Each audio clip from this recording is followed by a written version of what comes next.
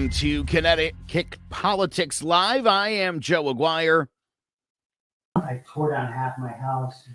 And so far, we want to welcome you to our very special election special here, the 2020 midterms. As we sort of joked yesterday, Michelle, obviously the biggest election of our entire lives. Of course. It all comes down to today, which it's a nice thought. And it's so far early voting here. Looks like I don't mean to say early voting, although we will get to that in a little bit. We're also going to break down all the races.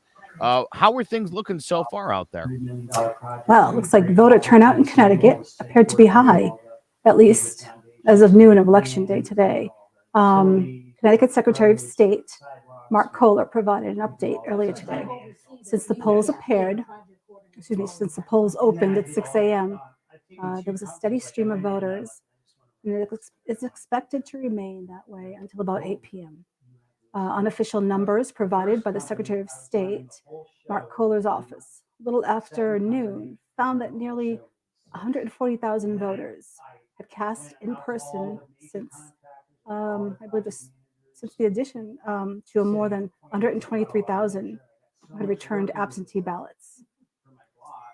Registered voters who are in line at 8 p.m. will be able to vote and should stay in line. I went after doing an air shift today, WICC radio, got home. It was a pretty steady stream of people in there. The line wasn't too long, kind of got in, got out. But from everything I've heard, it seems like we're going to see great turnout. 2.3 million registered voters in Connecticut. And these early numbers, I think, are very encouraging. It's very encouraging. It's good to see. We are going to obviously be breaking down, and we'll take a look all throughout the night at the governor's race. I think that's a big one here in the state of Connecticut. Yes. And of course, the other one that's got big-time implications. Connecticut voters are going to pick who will be representing them in Washington, D.C.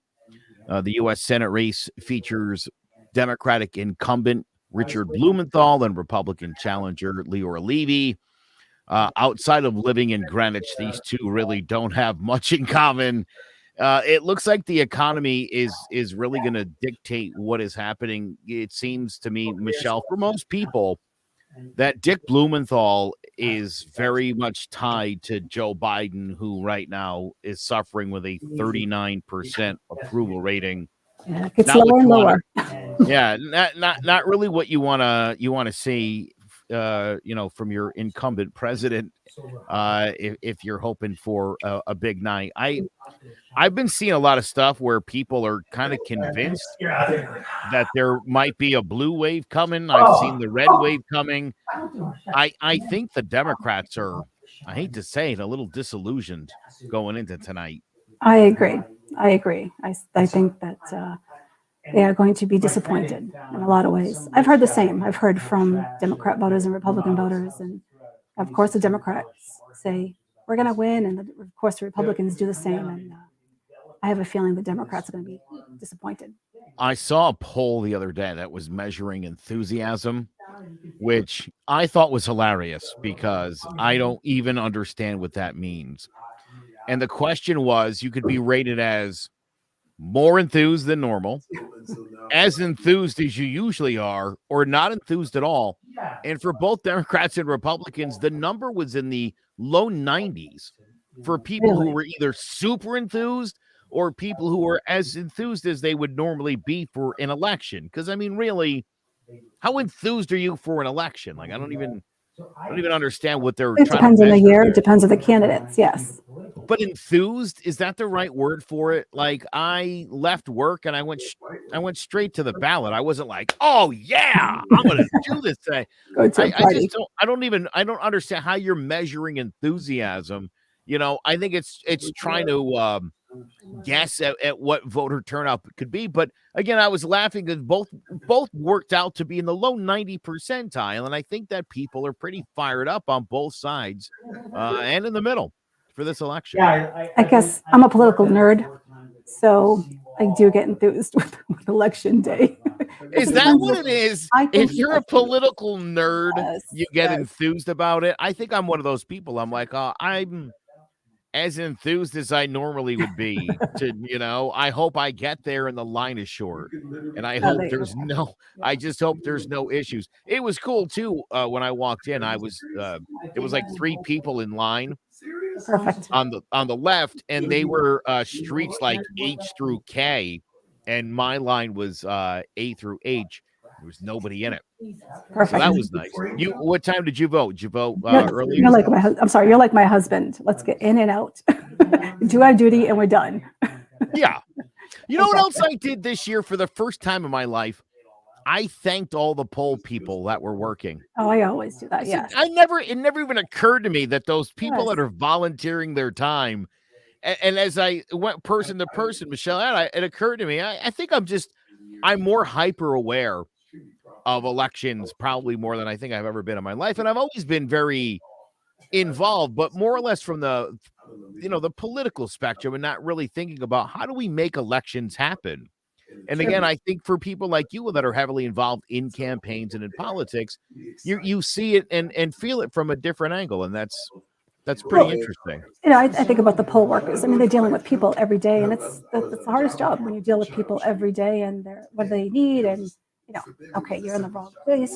This is the wrong address. You're in the wrong name. So, yeah, I feel for them. It's good to always thank them. What have you been thinking about, say, the last week or so? Do you feel like things have gotten a little bit more negative, both in what the candidates have been saying about each other, and especially the ads? I feel like the last week to 10 days, it's kind of a darker tone. Yeah, I mean, this is party politics at its best. Each one, they butt heads, and it's about what the other person is doing wrong and what I'm doing right. But this election, I noticed I haven't found a lot of candidates who have policy behind them, if you will. There's no, this is why I'm running. This is why, it's, and I understand people are choosing the talking points, economy, inflation, abortion. I get that. And this is what they're talking about. This is what they're focusing on. And that's good. We should also point out to people, by the way, obviously as Dr. Amy Chai's campaign manager, and this being election night, that and there's some people in the background, people I think that I really like, as a matter of fact, too. You want to tell everybody where you are right now and what you're up to? It's a secret hiding place. No, I'm kidding. You were supposed to be here, Joe. No, I was definitely supposed to be there. I'm still. I was planning on being there, and as I told you in last night's show, I am battling the flu. I'm at the very tail end of it, but I'm still pretty achy and I don't feel particularly great. But it's election night, right? Of course, I'm going to be here and doing this, but I am not at the big celebration where you guys are at in North Haven. We are actually at Amy Chai's house, and in her basement, she has a great studio because she does medical consulting. She helps people on Quora, and people call in, and so it's a great little studio for her. She helps people for free. This is what she does. She's about serving constantly, and this is why she ran for Congress. So yeah, we're having a watch party here, and everybody's upstairs eating and having fun, and I'm down here talking to you, and I'm glad to do. I'm assuming that we might see some of the other people at the party. Sure. Yeah. Actually, it's funny because a lot of the people that were supposed to show up, believe it or not, have COVID. I am not surprised. And it's, here's the funny thing, Michelle, like 2 years ago, think about how much COVID played into the election. Absolutely. I mean, it really had a major impact on the way the election played out. And here we are 2 years later, and it's still here. It's just as prevalent. And of course, there would be a COVID outbreak. Numbers have been kind of up on the rise a little bit. And I did mention, in addition to being diagnosed with the flu, it is on the rise in Connecticut. So as we were saying in yesterday's program, if you're going to be with family in a few weeks for Thanksgiving, you're thinking about a flu shot or a booster, you're going to want to do it, sooner than later, because again, those things need some time to get into your system. It's probably a good idea to start to make that move. And all these people campaigning takes a lot out of you. Yeah. Well, I think that's the other big thing with, with being in a campaign is, I mean, you have to shake a lot of hands. Absolutely. You're meeting a lot of people, which is obviously a lot of very babies. important, right? But at the same time, we are still living through I don't think it's quite still a pandemic. What are we like in an endemic level or whatever it is? That right? word just scares me. Exactly. I'm hoping it's the endemic, and people, it's life. You're going to get sick, and I'm not making it light of that, but we got to take care of ourselves, stay healthy, visit the doctor. And yes, if you want to get vaccinated, get vaccinated. If not, you know what? Here's a good idea. Don't do what I did. I was ill for a week. And because, again, I had gotten a flu shot, and so this thing hit me weird, and it wasn't very apparent to me that I had the flu. And so instead what I did was I was trying to figure out what was causing, because I didn't have it all the time. I would get these weird chest aches, literally like all across I've never had anything like that before. I had the flu in 2013. Like that was why I know what the flu is. Yes. It was the first time I was flat on my back for a week. Thought I was going to die. It was so terrible. Oh yeah. And last week, COVID. this was a weird thing. And so I was like, I just was trying to isolate, like, what's causing this? Is it stress? Is it, is it a heart condition? And I probably should have just called my doctor or gone to a clinic. It's a guy thing. You don't call doctors, I guess. It's so dumb. It doesn't make any sense. It really doesn't. And I mean, as it is, if I would have gone initially and gotten treated for the flu, I could be with you guys tonight at the headquarters in North Haven. So I am bummed about that. But we are here at Amy's house just very quickly. And yes, Amy will be giving out awards. Amy, this is what she does. Best. So, yeah. And hopefully we can have some of that streaming. She'll actually talk to us at the end, and hopefully we can kind of wrap this whole election night up with a good note. Yeah, I'm very much looking forward to that. Yes. So obviously the governor's race is the big one, and yes. all of the polls that we have seen leading up to this week have shown Ned Lamont in a rout. And I've been saying for the better part of probably the last 6 weeks that I do think inevitably Ned Lamont will win.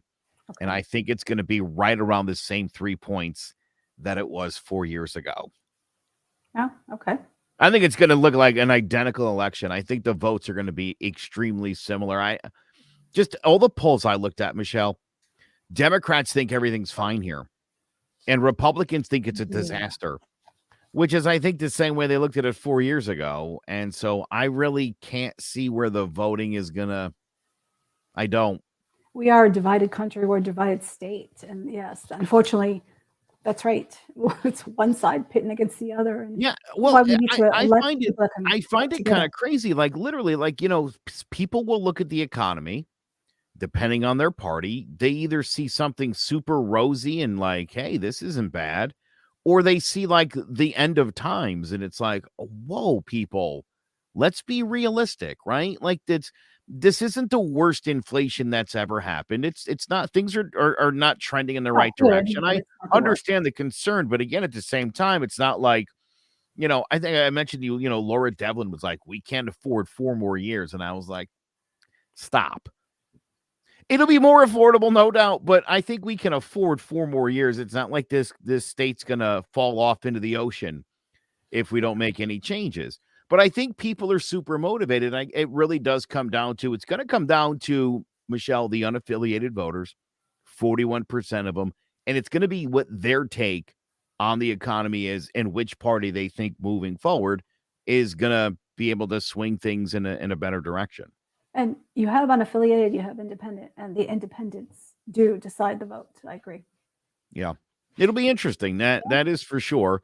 There are, all 5 of the Connecticut seats are up for grabs here on Election Day. In the first district, the incumbent, John Larson, who is in my area up here in District 1, his challenger is Republican Dr. Larry Laser, who's a moderate Republican. this race, it seems like John Larson generally has this thing on lockdown. I honestly had never heard of Larry Laser until this election cycle. Right. So he certainly doesn't have that going for him. And I in the have, second, sorry. yeah, no, go ahead. In the second congressional district, actually, I heard is up to par almost with the fifth, but not as I guess media savvy, if you will, media worth. It's so the incumbent is Democrat Joe Courtney. Yep. And the challenger is Republican Mike France. And I've heard this is a tight race. It seems to me like Joe Courtney has kind of been a little quiet down there.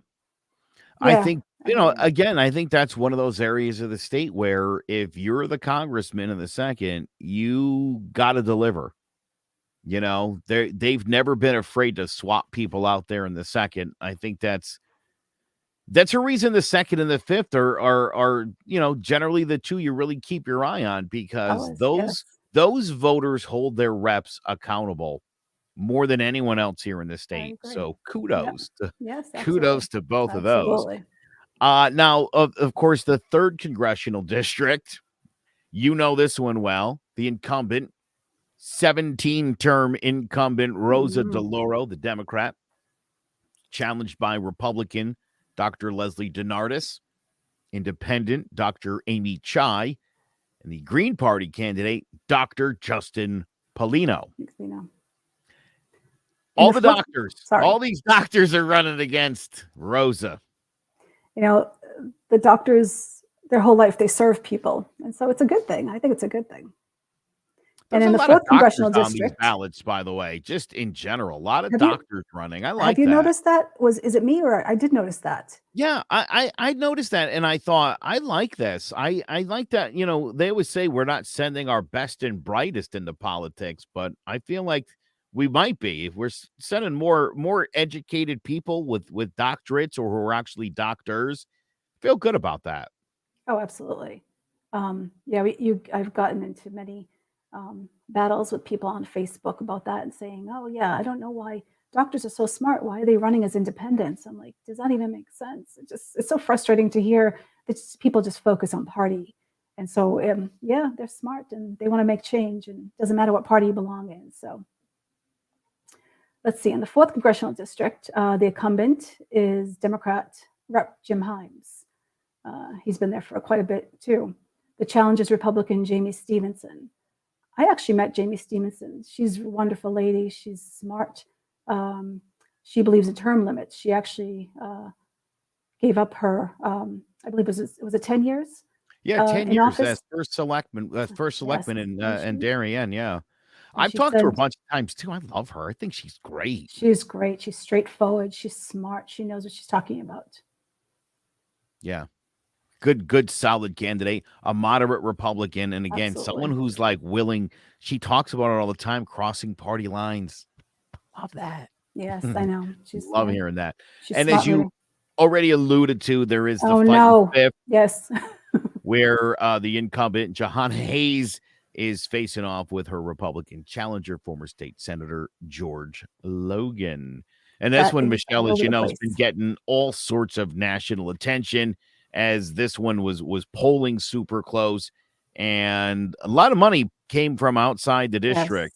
Yes. Some $12 million has been put into that campaign, which just goes to show, if this is the most important election of our lives, that makes sense that national money would be pouring in for the 5th district. Absolutely. They have their heart set on this. And, as you know, I was a Republican candidate for this district as well, because now I understand why they wanted George.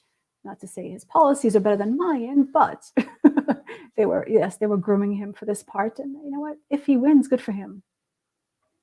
It's going to be a tight one. It's definitely one we will be keeping an eye on all evening long. Now, I saw this earlier, and I thought this was really interesting. A new Pew Research poll found only 26% of voters backing Republican congressional candidates say that they were very confident that votes cast would accurately be counted.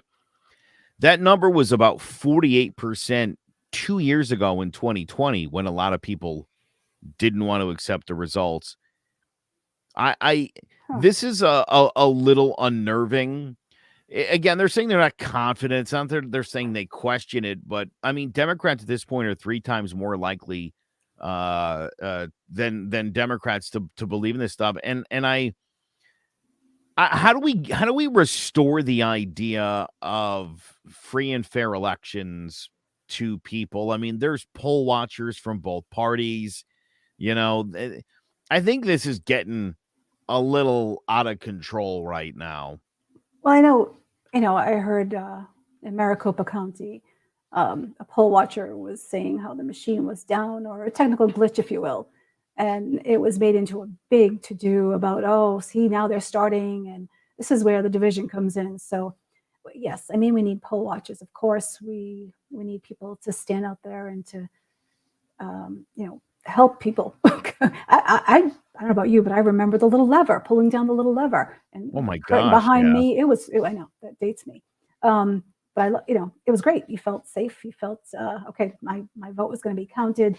We need fair and fair elections. We need election integrity, and we need people to really start focusing. We need our officials to start reforming the system in the way that it makes it fair. You know what, Michelle, too, if they're going to complain about it, then do something about it. Well, Otherwise it's like, if you guys are serious and you think there's an issue, fix it. And if you're not going to fix it, then shut up. Just shut up and accept the results. Then I don't see there being any other way sort of to play that at this point. And now in the state, yeah. And I've got evidence that these elections are free and fair, and that the Democrats aren't cheating. Rand Paul has officially been declared a winner in the state of Kentucky. He's won his re-election bid.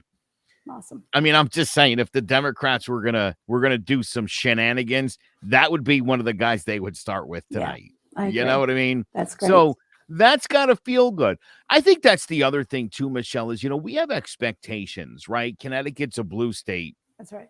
And so, if a Republican won an election in this state by like 20 points, I think people would be like, all right, let's take another look at that one.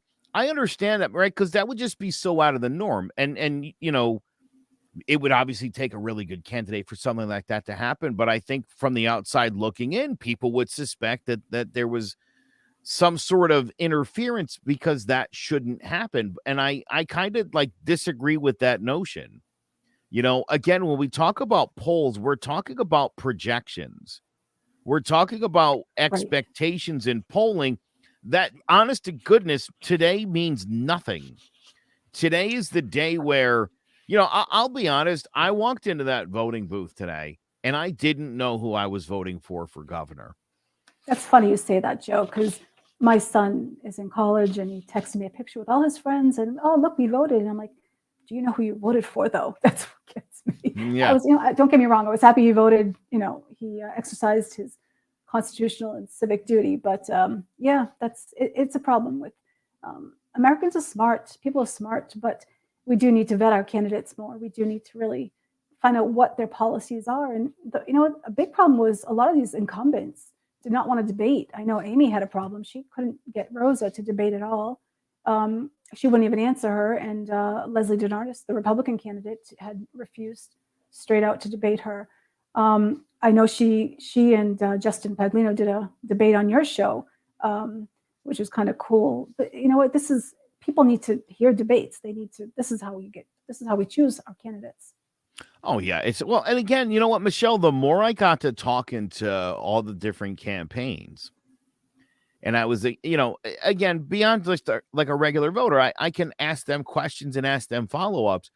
And for me, Bob Stefanowski was a no way. Right. He wasn't even on my radar for people.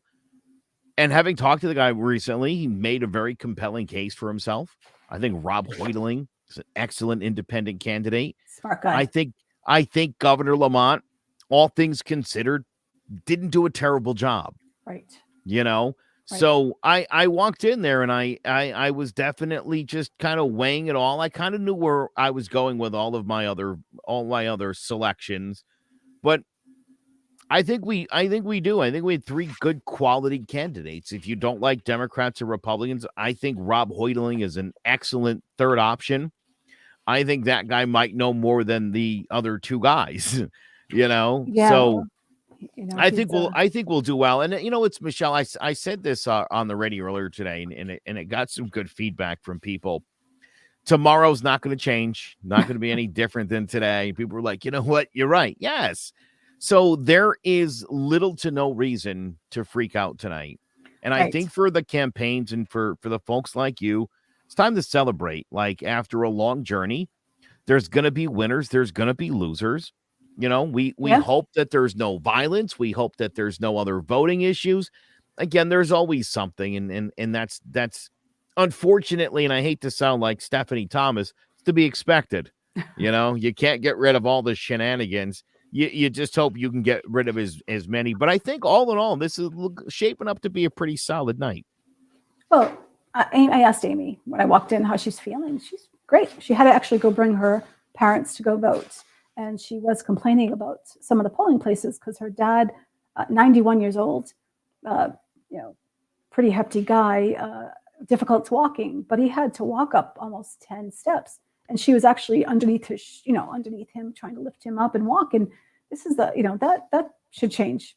Trying to get some access for people who need help. But you know what? It's changing. Hopefully, we'll see. How do you feel about early voting, Joe? Listen, I'll tell you again, as someone who's always taken, my civic duty to vote very seriously. I've never thought about like, well, why wouldn't you just show up? And I understand now more that there's people. Somebody floated the idea. I saw it earlier on Twitter about moving the election to Veterans Day. It's a federal holiday. People are off, and we would be honoring the people who died to give us the right to vote. Because I'm a little bit more aware that, not everybody can make it out on a Tuesday from 6 a.m. to 8 p.m. Sometimes people work. And even in talking to doctors and other professionals, they were like, sometimes it's really hard when you own your own business like that to just to get out and vote. And obviously it's important to people to vote. I'm for it. I think it's a good idea. I think Georgia or Pennsylvania, one of them has like a 50-day. I think that's insane. 50 days. 50 days. Yeah, I think that's a lot of time. I think it would be great if we started it Friday. It should be open Friday, Saturday, Sunday, Monday, and Election Day. That's 5 days. To me, in 5 days, if you can't find any time over 5 days, then it's probably not that important to you. Me personally, I'm a one-day girl. I get out early, before work. Hopefully, if you didn't have to work, or right after work. And I like the 1 day thing. And then I think that's kind of. Michelle, I'd like to go to the gym every single day. Yes, I agree. Okay. You know what I mean? And that's just not in the cards anymore at this point in life. You saw how quick it was to vote, right? How quick it was for you to vote. Go in or out and get to the gym. Yeah. Again, I don't generally have a problem. This is, again, one of those issues where, like, I'm always going to get there. I'll always make time. Right. I was driving home from the radio station. My wife was like, hey, I'm going to go right to vote. Okay.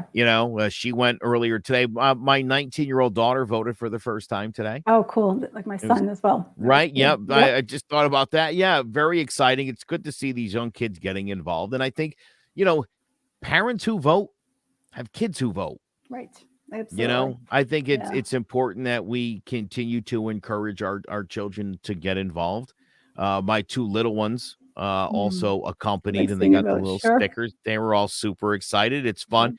My 7-year-old son is very aware of Bob Stefanowski and Ned Lamont, and not because Dad's always talking to him about it, but because he watches YouTube and he watches all of their ads. You know what he knows about them? That they approve this message, he told me. That is the one thing he is certain about when it comes to those guys. Astute. Look at that. Good for him. Yeah. That's good. Maybe he'll be a politician. Never know. Oh, my goodness. But I'm asking is because in the country, there's been record early and mail-in voting in these 22 midterms. And I think, I don't know, I think it's partisan as well. I think, with the early voting, I believe there was a lot of Democrat turnout, and with the same day, I think they're Republican. But overall, this is the question on the ballot in Connecticut. If you went out and voted and you saw whether you voted yes or no to change the state constitution to allow for early voting in Connecticut, which will be interesting because I believe we're one of the few states that doesn't allow this. And with this record turnout, one of 4 states who doesn't have any form of early voting. Now, here's the thing, and I think this is important for people to understand. This would not expand the access ballot, the what do you call it, ballot? Mail-in ballot. Right. Yeah. That would not, all this would do is just allow for the state to amend the Constitution to allow a certain amount of days for voting. And here's just a couple facts on that, because I've heard all sorts of arguments against it. And again, I understand the idea, like one day, come out, you do your thing. That's not enough for everybody. If we did early voting, it wouldn't be, every polling station is not going to be open. People were like, we got to close the schools for like a week. And it's like, nope, none of that has to happen. There would only be certain places in town, probably town hall, town clerk's office, where you'd be able to go in and cast an early vote.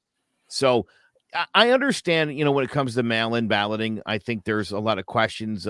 John Fetterman filed a lawsuit because there were, right in Pennsylvania, people are stupid and they don't know that you have to sign the sealed ballot when you do it. And so there's already a whole bunch of issues with that. I don't want to see an increase in mail-in absentee ballots. And most people don't, but I think it's important for people to realize that this thing in Connecticut wouldn't affect the other thing. It would just be a matter of just having a couple more days to vote. Even if you just did Monday and Tuesday, Michelle, I think, again, 2 days. So you could get to the gym, of course. Just for the gym, you definitely need that time. No, I get it. I think people having, people just like political parties, they vote Democrat or Republican. People have that mind frame of, you know what, we always voted on election day. Let's just do that. And I think I'm guilty of that as well. But just like I believe we need to change our mentality about, I'm just voting straight Democrat, straight Republican, doesn't matter what they stand for, just that's what I've always done. We should probably look into the early voting. And you know what? Yeah. This is what, if people are going to want this is how it should be. We need more referendums, actually. Oh, Michelle. Oh, I'm a referendums guy. Yes. I think we the people, right? This is how it's supposed to be. That's 100% how it should be. I think that referendum should be on every ballot, multiple. Yes. They need to know what we want, and there's no better way than in a referendum to tell them exactly what that is. I would love to see more of that. That's for sure. Oh, absolutely. And with the early early voting, I know. To me, I believe that you had Trump and Biden on the ballot as well, figuratively, of course, which kind of influenced people. They both had rallies. They both, both of them had their issues. Former President Trump talking about, save America, the economy, the despair. And then, of course, Biden saying, we're going to destroy, democracy if we're voting Republicans. And so the constant pitting against each other. And so there are influences, again, with early voting. So this is why I'm kind of on the fence. I want to hear all the facts. I want to learn about my candidates. Election day, I'm going to go vote for who I want. Yeah, that's what it's all about. Absolutely. It's just looking at some headlines here, some early results from the state of Georgia. It looks like, and you were just talking about this, but there's been ticket splitting in Georgia from the early results. Governor Brian Kemp's pulling about 43% of the vote. The Republican senatorial candidate Herschel Walker about 5 points less at 38%. Ooh. It's early. That is, it's necessarily those. Well, again, but to see a 5-point differential, it's like, you know what? It's a big deal. People are. If you don't like a candidate, you know, you're just not going to vote for that person. Right. We saw in the state of Georgia, and I don't know if a lot of people know this, in the 2020 election, there were like some 30 or 40,000 people who voted in that election who did not vote for Donald Trump, who did not vote for Joe Biden, who left the presidential line blank. Ooh, I did not know that. Isn't that scathing? People were like, you know what? Neither one of you. How about that? And they just went and voted all the way down the rest of the line. I thought that was quite the rebuke, you know, where we always feel like, oh, we got to pick the lesser of two evils. A lot of people in Georgia were like, didn't even vote. Nobody. Yeah. So I thought thought that was kind of neat. And again, it's like you're saying, you know, don't just vote for people because, you know, you have some expectation that they're in a party and that they're going to do what you want. Because if you don't know what the person's about, what are you really doing? That's right. And, you know, it comes down to vetting these candidates. Again, like I said, voting straight party shouldn't be the way, you know, it goes. But, you know, at the same time, we have, you know, we'll have to see how it works here in Connecticut, see the influence that President Trump has on this deep blue state with Leora Levy. And we'll see where that goes. That's going to be very interesting. Yeah, it is about 7 minutes until the polls close. Okay. I know people are getting kind of jazzed up. I just saw in the state of Ohio, the Republican governor has won re-election. In Virginia's 9th district, a Republican has won that race. So it looks like Michelle, that red wave, yes. So far, we're seeing a lot of Indiana. There's another one. Went back to House. Yeah. Yeah, listen, the number one issue in this election cycle, despite Democrats' best attempts, is the economy, 100%. And it's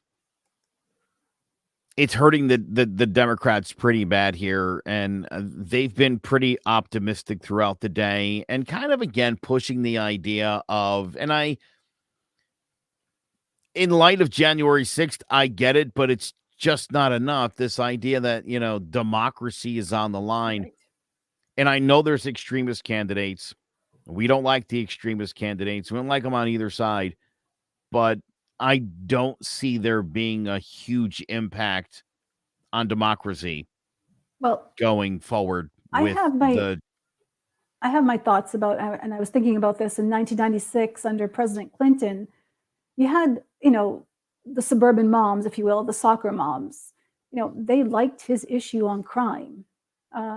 They wanted the support for their kids in school, and he supported that. And I was just thinking back, I'm like, that sounds very familiar to 2022, if you will. I mean, definitely the suburbans have changed. There's definitely a big diversity change in the suburbs from 1996. But you know what? We're moms. We have the same exact feelings and issues. We want crime solved. Forgive me. We want crime helped. We want less crime, if you will. Well, we want our kids in school to do well and not have to suffer. I don't think it's fair to say that you want crime solved, because that's a thing. I mean, we got to get to the root of what is causing these issues. And yesterday we spoke about it on the show. The other show is. We spoke, you know, mental health is a big issue. Yep. We need to help that.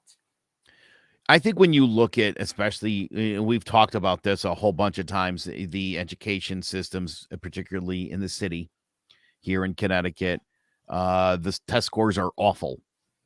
Yeah. And, you know, kids not reading at the third grade level have a 60% chance of dying or being in jail by the time they're young adults. Absolutely. You compound the terrible test scores with the mental health crisis, and there's nobody should be confused why there is an increase in crime. There's a lot more people who are kind of desperate. and uneducated people who don't have opportunities tend to turn to crime. And so when education fails, crime is going to spike.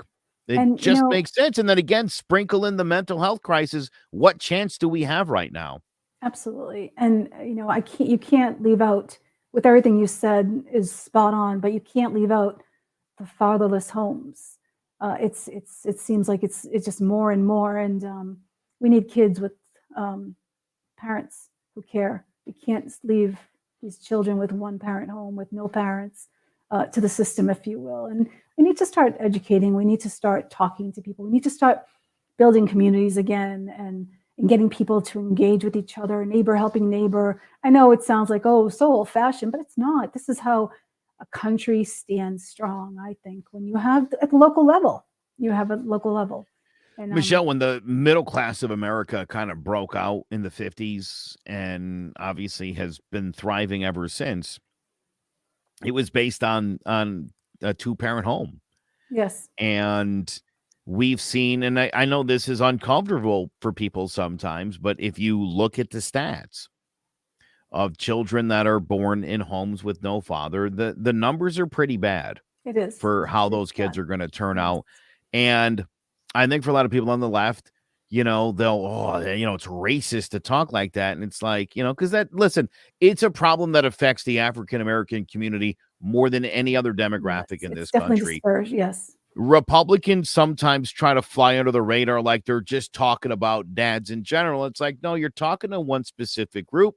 And there's a whole bunch of reasons, why why that community in particular has such a thing with so many absentee fathers.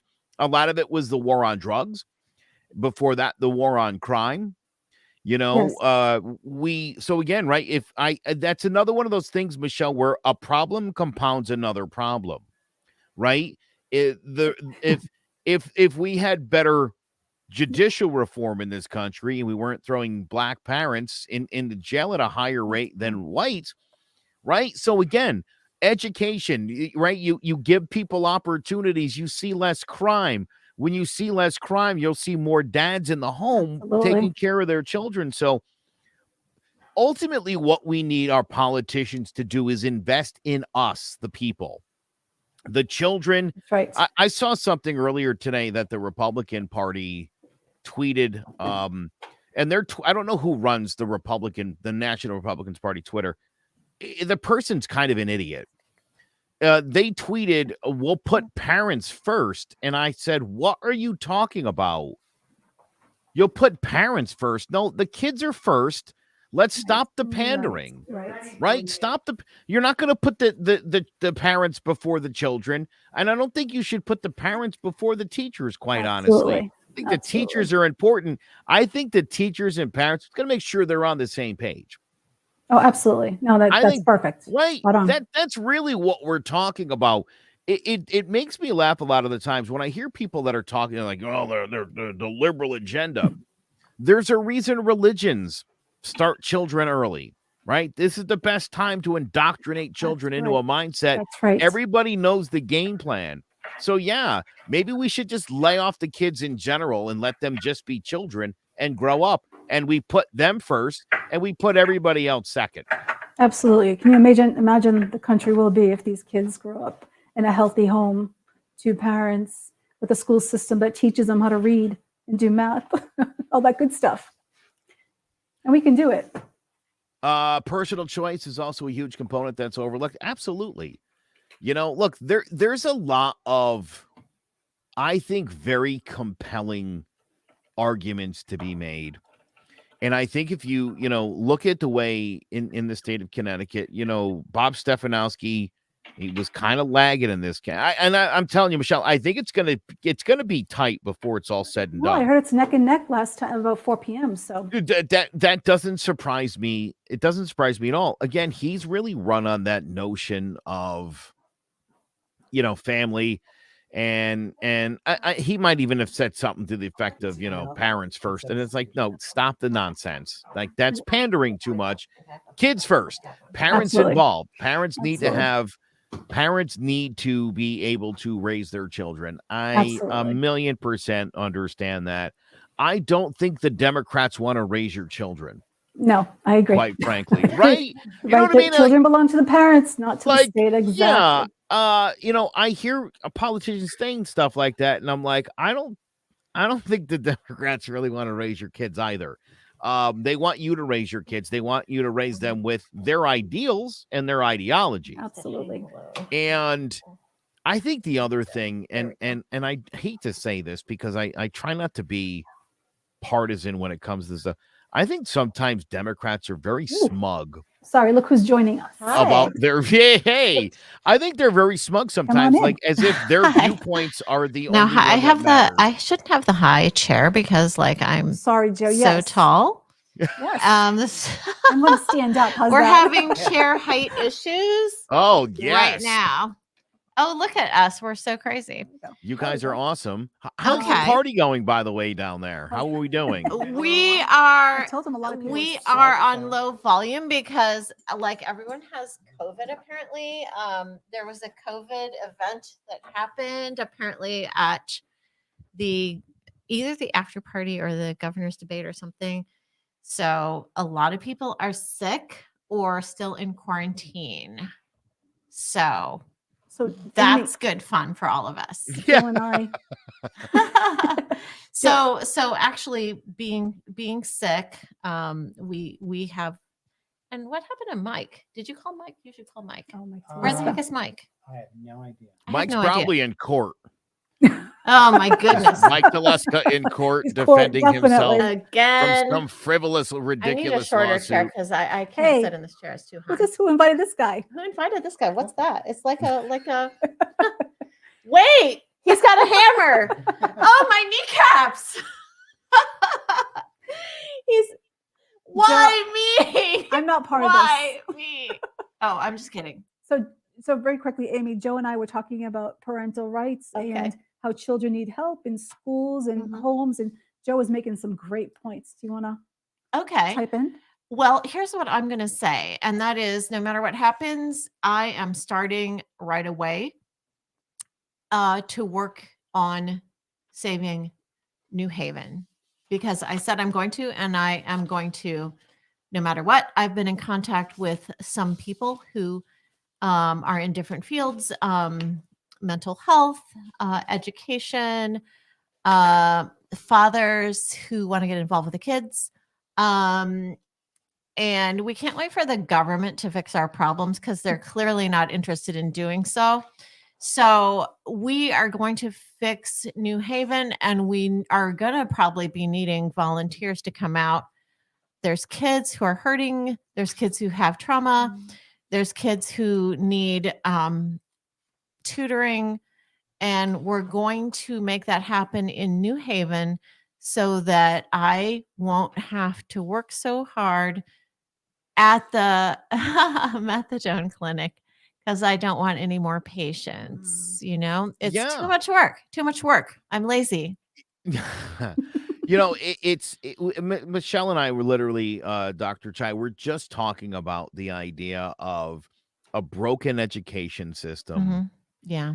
A place where things are unaffordable, where there's not great paying jobs, where dads are not part of a child's life. You're setting the stage for high crime and for just instability going forward. And I think it's really important that we kind of remember how we developed the middle class in this country. Hold that note, Joe. Amy, the polls are officially closed, everybody. Oh, yay. The polls are closed. How exciting. How exciting. It's in the books. It's officially in the books. Yes. I have by the way, everything I'm seeing here, as I'm flipping through the latest results on Twitter, I mean, the Republicans seem to be winning left, right, and sideways all across the country right now. How about Connecticut? How's Connecticut doing?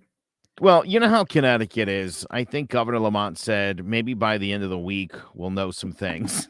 No, they have called it for Dick Blumenthal. Okay. I think that one was the obvious one. I think Yeah. everybody saw that coming by a mile. Yeah. But yeah, so far I'm not seeing anything else called yet in Connecticut. Okay. So what's the spread in the governor's race? Michelle saw it. What was you said? Kind of I did. tight early, tight early. Yes, I heard they were I kind of in Oh, neck and wow. neck yeah, around 4 p.m. Neck and neck. that That's would be exciting. interesting. That Like would a be horse race. interesting. Yeah, right. We'll take a close race. I still think that one ends by the same 3 from 4 years ago. I have a feeling. Yes. Yeah. It's hard. It's hard to know. But Yeah, again, I'm guessing. I have no idea. And I yeah, could be we're like way off totally. on We this. have no idea, people. We have no crystal ball or No, anything. we Do you have don't. any In my percentages up? heart, I feel like it's gonna be by 3, but I Huh. could be way off here. Do you have any You know percentages? why I say for- that, Dr. Chai? May I explain why?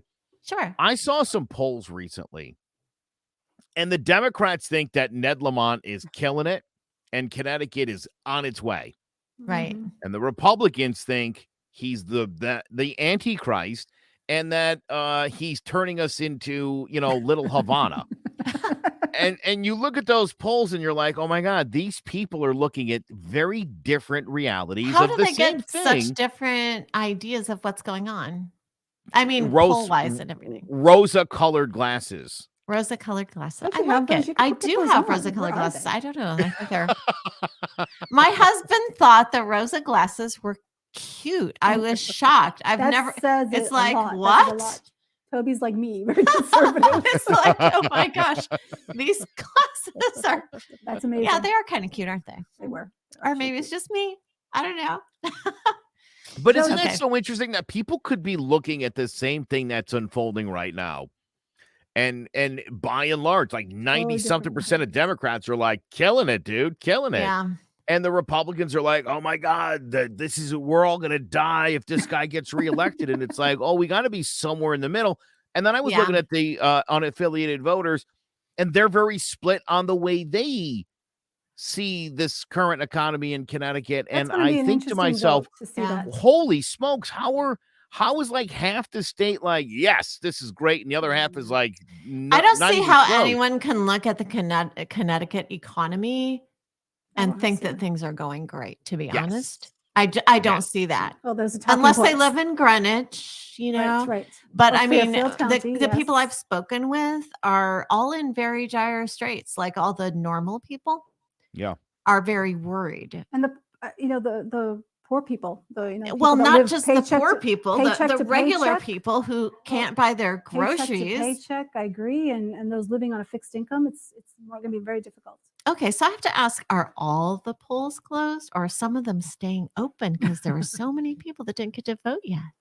That's a good question, but I saw that the polls are officially closed. Okay, that's good because there's always maybe this isn't an important enough race for them to No. sneak in the late night voting brigade. Or maybe it's because Who brought her on? Listen, Dr. Chai, I presented evidence a little bit earlier to Michelle as to why I know this is not a rigged election. Because if the Democrats were up to shenanigans, I'm pretty certain Rand Paul would not have won re-election, Yeah, he won re-election. and Ron DeSantis would not have absolutely crushed Christ in the election in Florida. I would have thought if they were going to do anything tonight, those would be the races they would have fixed. I guess it depends on who's in control of Secretary of State office. And that's why I wanted to vote for Cynthia Jennings, the only person who actually has any experience and who actually isn't corrupt. But I mean, she was really behind the 8 ball this whole race. Well, I also cast So my were you, ballot. and so were many of the independent. I candidates. cast my Yes. ballot for Cynthia Jennings very Good, proudly good. today. She's a wonderful Yeah. person. Yeah. She's not I'm not just a gonna wonderful share- candidate. She's Yeah. also a wonderful human being. Yes, you actually brought her to meet me, and I was blown away.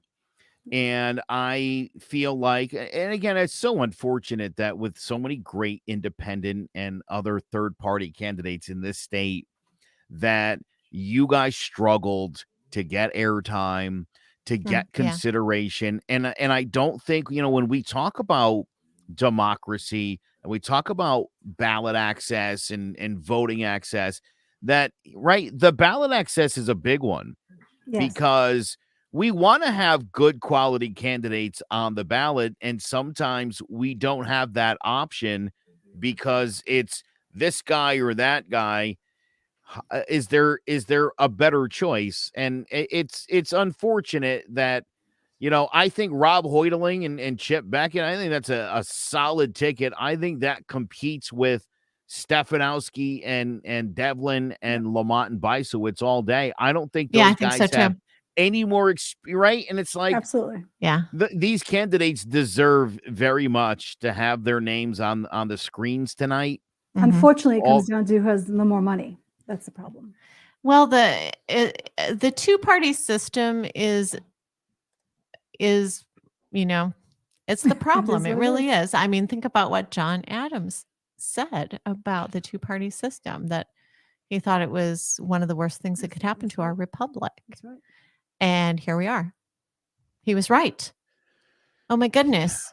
We Well, could it's wake him funny. up from his grave and tell him he was right. It's funny how much we value the founding fathers until it comes time to actually read the things that they said. Right. My goodness, they were like, we should probably be updating the Constitution from time to time so it reflects the century you're living in. Well, we should be doing the same thing with politicians, shouldn't we? Yes, yes, we should. Oh man. Yeah.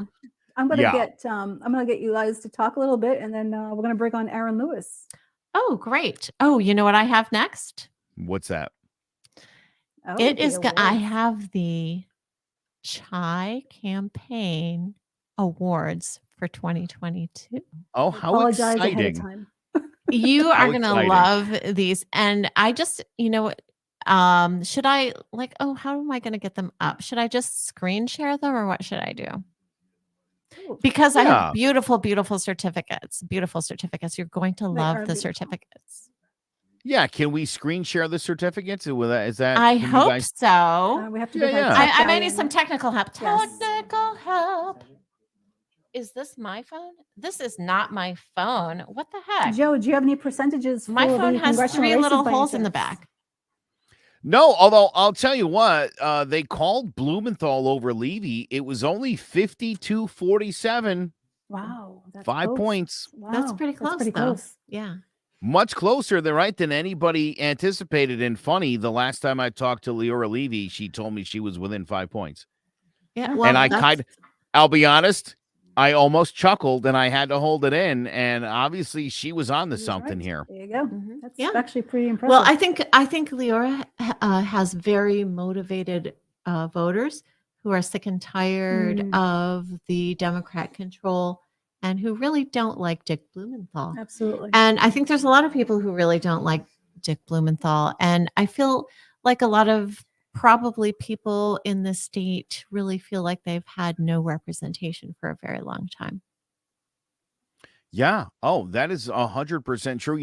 When I first got into the radio station where I ended up meeting all of you guys, one of the very first things that I pointed out is the fact that, a large percentage of the state is either unaffiliated or Republican, Mhm. and they have not had anybody representing their voice in Washington, D.C. Forever. in several Yeah. decades. Yeah. And I feel bad for those people. I used to be one of those people. And the idea that you're just an unrepresented voter in a nice state, mind you, it's not like, there could be worse places to be in the world, but that's not a good situation to be in. And that's something that I sort of lament every election is like, my goodness, can't they run some good quality candidates, especially when it comes to, again, I don't mean to pick on your opponent, but Rosa DeLauro. You can pick on her if you want. I will. Okay. They never run a quality candidate against Rosa, as far as I'm concerned. They've never run anybody where like, oh, that'll be interesting. So Leslie they were Denardis, I scared. talked to her. She seemed like a pleasant person. didn't seem particularly motivated to be in or to try to win this thing. Well, Joe, she had mentioned to you, and I overheard her say she had no intention of running. Right. So she had no intention of running. This is all Ben Proto's little, she's doing a favor for Ben Proto. Yes. And had Ben listened to me, and when I told him before she was in the race, there was no GOP person that wanted to run, I said, Ben, can you just cross endorse me? And, he wouldn't. So, and I said, we both want Rosa gone, and this is in your best interest. But Ben Proto had no interest in working to get Rosa out of the House. I know it's funny too, because of course, I'm Republican conservative. We both are conservative, if you will. And Republicans are. I had a back and forth with somebody on Facebook, for instance, who works for the Republican town committees, and they said it'll be 100,000% your fault if the Democrat wins and the Republicans lose. I'm like, wow, I didn't know I had that such great power over the electorate. I was a little bit astonished, but because I was promoting Amy as an independent. So this is the problem with the people. Yeah, there's a lot of hatred sent my way yes.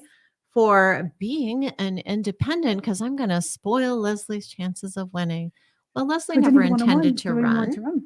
She's the one who is spoiling my chances of winning. Even if she was attempting to run, here's the thing. And I've been, and I had a great chance to highlight over the past few months, great candidates like yourself, all the unaffiliated. I certainly talked to Democrats, Republicans too, but it seems to me, and I keep trying to remind voters, both Democrats and Republicans, it is not your responsibility to make sure that Ned Lamont doesn't lose the governorship. If you want to vote for Bob or Rob, right? And you're like, oh, but I can't because then what if Ned loses? It's my no, then Ned blew it for you. Ned blew it. That's what democracy is about. That's exactly what it's about. But I think people need to sort of take the pressure off yourself. You're not responsible. You're not going to be the reason. If Ned Lamont didn't convince you that he's the guy, don't vote for him. That's right. There's 2 other people or 3 other people you could choose from. Go there. I agree. This is how it should be. And, good candidates have been kept off the ballot because of partisan politics. So on that note, Amy, you continue talking to Joe. I'm going to get Aaron Lewis to come on in. Okay. By the way, I just found out. Oh, I just found out that Dr. Beckett's first name is not Chip. It's actually Stewart. Oh, so he's not really just a Chip. He's still a cool guy. Right here. Yes. Okay. Still a cool guy. Okay. So this. Okay. I don't know what's happening there. What is going on? So this, it turns out this chair is just way too high and I need a shorter chair. Otherwise my head is out of the screen.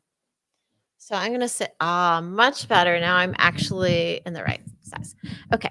So what I'm going to do right now is going to be super fun and you're just going to love it. So what I'm going to do is I'm going to do presenting. What the heck is wrong with my mouse here? I have my awards ceremony coming up. It's going to be great. Okay, what's happening? What's happening to my mouse here? Here it is. Okay. So I'm going to go on to the first award. Let me pull it up. What is the first award for? The first award. How come I can't open this up? Come on. Oh, here it is. Can you see it? No, Nope. you can't. Okay, how about present? Share screen. Okay, here we go. Share screen works best. Okay, share screen. Okay. So I am going to start with this first one. Come on. You can do it. There it goes. Yay. Can you see it now? Can you see it now? I don't. Oh, shoot. I'm sharing my screen. Am I screen sharing? Okay. No, it was there. It was there. Can you trying to figure out where you're going wrong here? Okay. Um, I'm trying to share the screen and having a little problem. And I thought it looked like it was sharing the screen, but it actually isn't sharing the screen. Oh, share button. Hit the share button. Hit the The old share share button. button. Sharing is caring. But it says, oh, share system audio. Okay. And share. It's not working. Help me. Help me. Do you have these printed out? Oh, I don't. I downloaded them. There you go. Should be sharing now. Oh, is it sharing now? Let me try. Down there, you Oh, okay. Now I can share this. go. Where's your share button? Okay. Edit. We're going to keep the screen. Oh, there we go. Now it's coming Okay. up. Now I'm starting to see some things. Okay. I'm sorry. Present. Slides. No, you have no slides. Oh, That my would be your computer.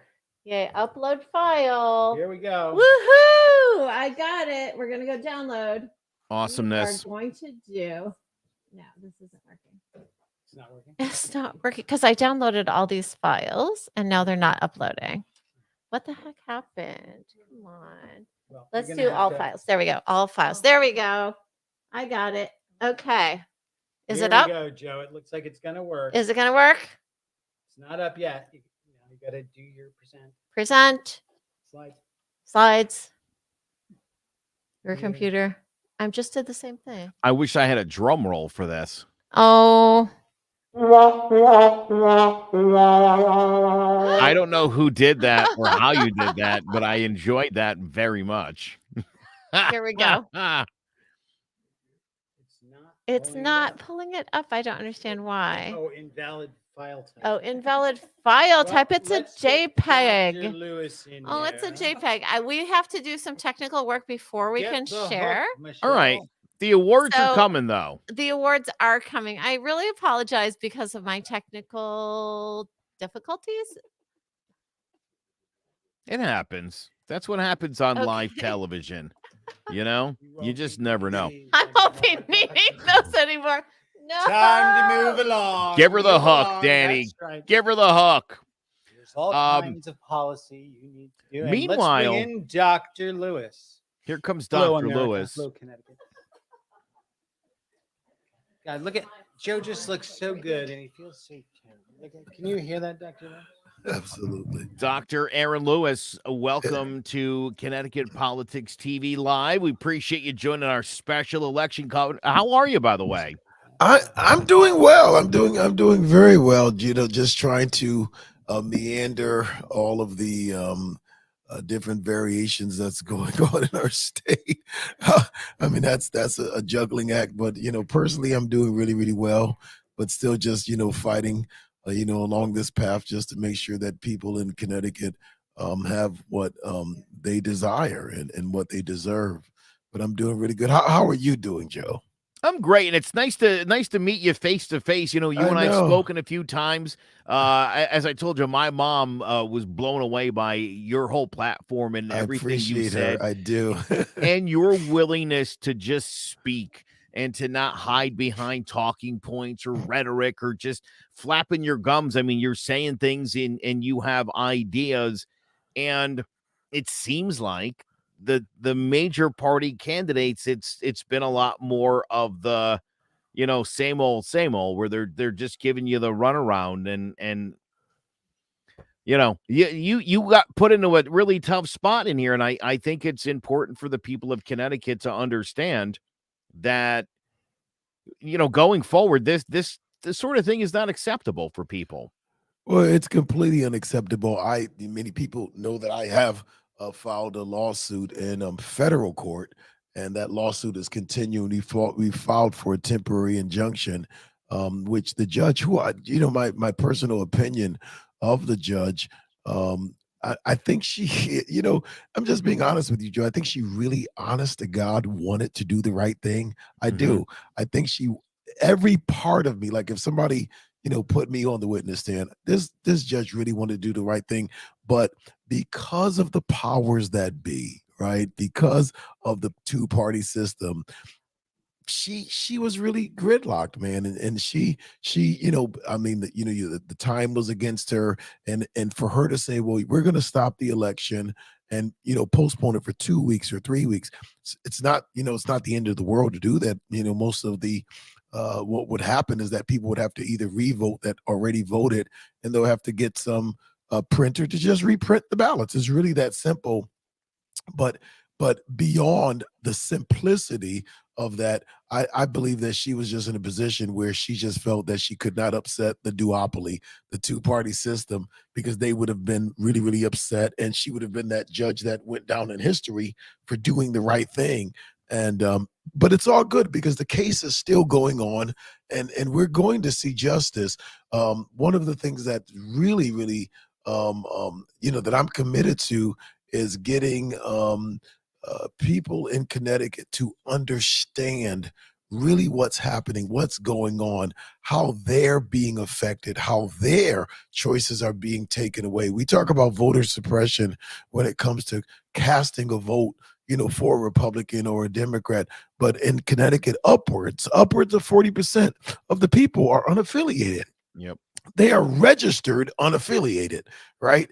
Which means they made the conscientious decision, I'm not going to affiliate with this party or that party because I don't want to, or because I don't believe in this party or that party, or I don't trust this party or that party, or I don't feel confident with this party or that party. So just let me be in an unaffiliated category. Upwards of 40%. That in and of itself, just mathematically speaking, says that the Democratic Party and the Republican Party are not major parties. I mean, it just is what it is.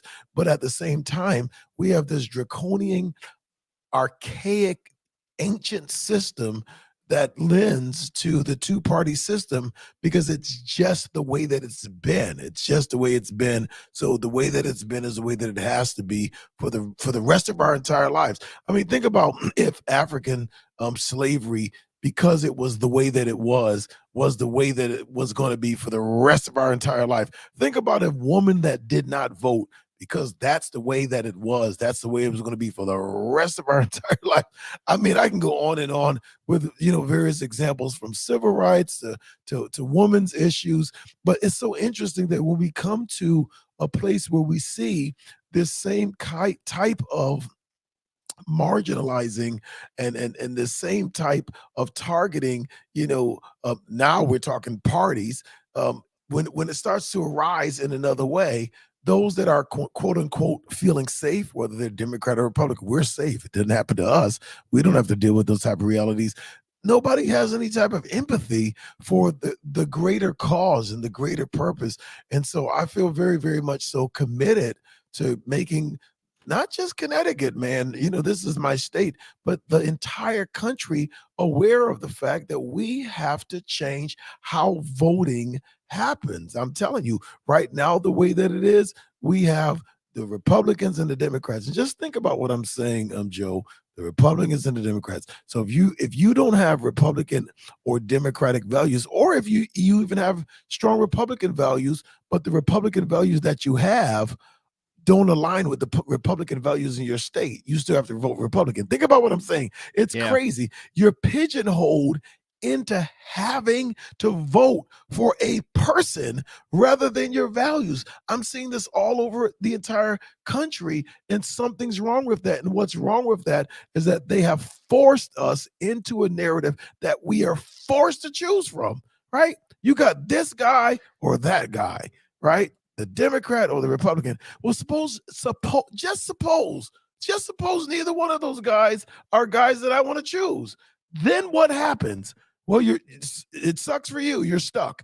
And I'm sorry, that's not American. That's not how the procedure is supposed to ensue. We are supposed to have choice. One of the things that makes us great in America, talk about make America great again. You want to make America great again? Give us choice. Give us back our choices, right?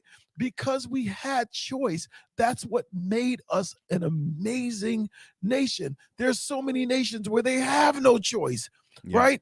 Whatever's given to them is what they take. If you're in a dictatorship, you don't have a choice. If you are in a monarchy, you don't have a whole lot of choices, right? It's what the king says. But in a democratic republic, we're supposed to have choice. And that's something that's escaping. Dr. Lewis, don't forget that during the American Revolution, there were people who lived in this country, colonists, who were still loyal to the British crown, who were like, no, we should just pay our taxes on the tea and everything else, and let's just not mess with the system. It's the way it's always been. And there is definitely that mindset. I was talking a few weeks ago about the idea that we have bastardized the word progressive. Yeah. That a progressive candidate is seen as somehow being negative. And I think the word means to move forward. And it's like, you don't want to move the country forward. It seems with every movement, you mentioned obviously women and earning the right to vote, the black vote in the 1960s, LGBTQ rights today. There's always those people that are like, no, can't do it, not going to do it. And it's always a battle and it's always a fight. But when there's only two sides to be on, you end up sometimes where you're, sadly on the wrong side of history and supporting people who, like you said, you're forced to support because you're in that party and not because you support the values that those people hold. The interesting thing concerning much of what you said, I've said for many, many years, and if anybody have ever followed my talks or followed my writings, I've said this, and I'm going to say it again, that one of the things that we have to be very careful is to not celebrate subordinate rights for superior rights. And what I mean by that is that I'm a black man. I love being black. I'm not trading being black for nothing. I'm a cool black man. You understand what I'm saying? I look better than Denzel Washington. People compare me to Tyler Perry. I look better than him too. You understand what I'm saying? But I love my blackness. But one of the things that I will not do is allow my blackness to be subordinate to the highest right that there is. If I were a gay man, I'm not a gay man, I'm a heterosexual man. But if I were a gay man, I would not allow my gayness or my TQ, right, and often, right? I wouldn't allow that to be subordinate to the highest right that there is, because I believe that it's a trick. Even women's rights, I wouldn't allow my women's rights to be subordinate to the highest right. What is the highest right? The highest right is human rights, and that's something that if you follow politics, they don't talk a whole lot about. And the reason why is because, unfortunately, there's this this governmental concept, this idea that we'll give you women's rights, we'll give you gay rights, we'll give you black rights, we'll give you all kind of subordinate rights. And when we give you those rights, the exchange is that we're going to destroy your human rights. And see, it's a trick. And I'm telling you this, and one of these days, and I hope to live to at least be 100 years old, but if somebody takes me out, in the next week or two or month or a year, you all will come back and say, this guy had something. He had something there. He was telling you guys not to be tricked for subordinate rights, for the highest rights that there is, human rights, right? I'm a human at the end of the day. I don't give a care what I do, what I am, where I'm from. I'm a human. And if you don't respect our humanity, it doesn't make a difference, man, what else is going on. Your humanity means everything. But when the government says, I'm going to give you gay rights, guess what? I'm going to give you gay rights so I destroy your human rights. Guess what? Black rights. Black lives matter, right? And then we're going to kill all these black lives that matter because we gave you a subordinate right. Yeah. Subordinate rights are always going to be sacrificed for the highest right that there is, which is human rights. How often do we even hear people on radio broadcasts, on television, on social media talk about human rights? We don't even talk about that anymore. When we talk about human rights, we talk about human rights when rights has been lost. The Holocaust, right? We talk about human rights. the transatlantic slave trade. We talk about human rights, the civil rights movement of the 60s, right, and 50s. We talk about human rights, Jim Crow, human rights, right? But if it's not tragedy, we don't talk about human rights. And something's wrong with that, because human rights should always be in the forefront of everything. Yeah. That should never be subordinate. And so when the government starts passing out subordinate rights and funding subordinate rights, right, I'm always skeptical of that. I'm highly skeptical, because I'm like, okay, you're funding these subordinate rights so that you can take away our human rights on the back end. Something scary about that, and we have to, number one, make it very, very obvious to the masses that that's what they're doing, and we have to confront it. But even more than that, we have to change it. Wow. Dr. Lewis, you're like on a whole other level right now in what you're talking about. And I think you're exactly right.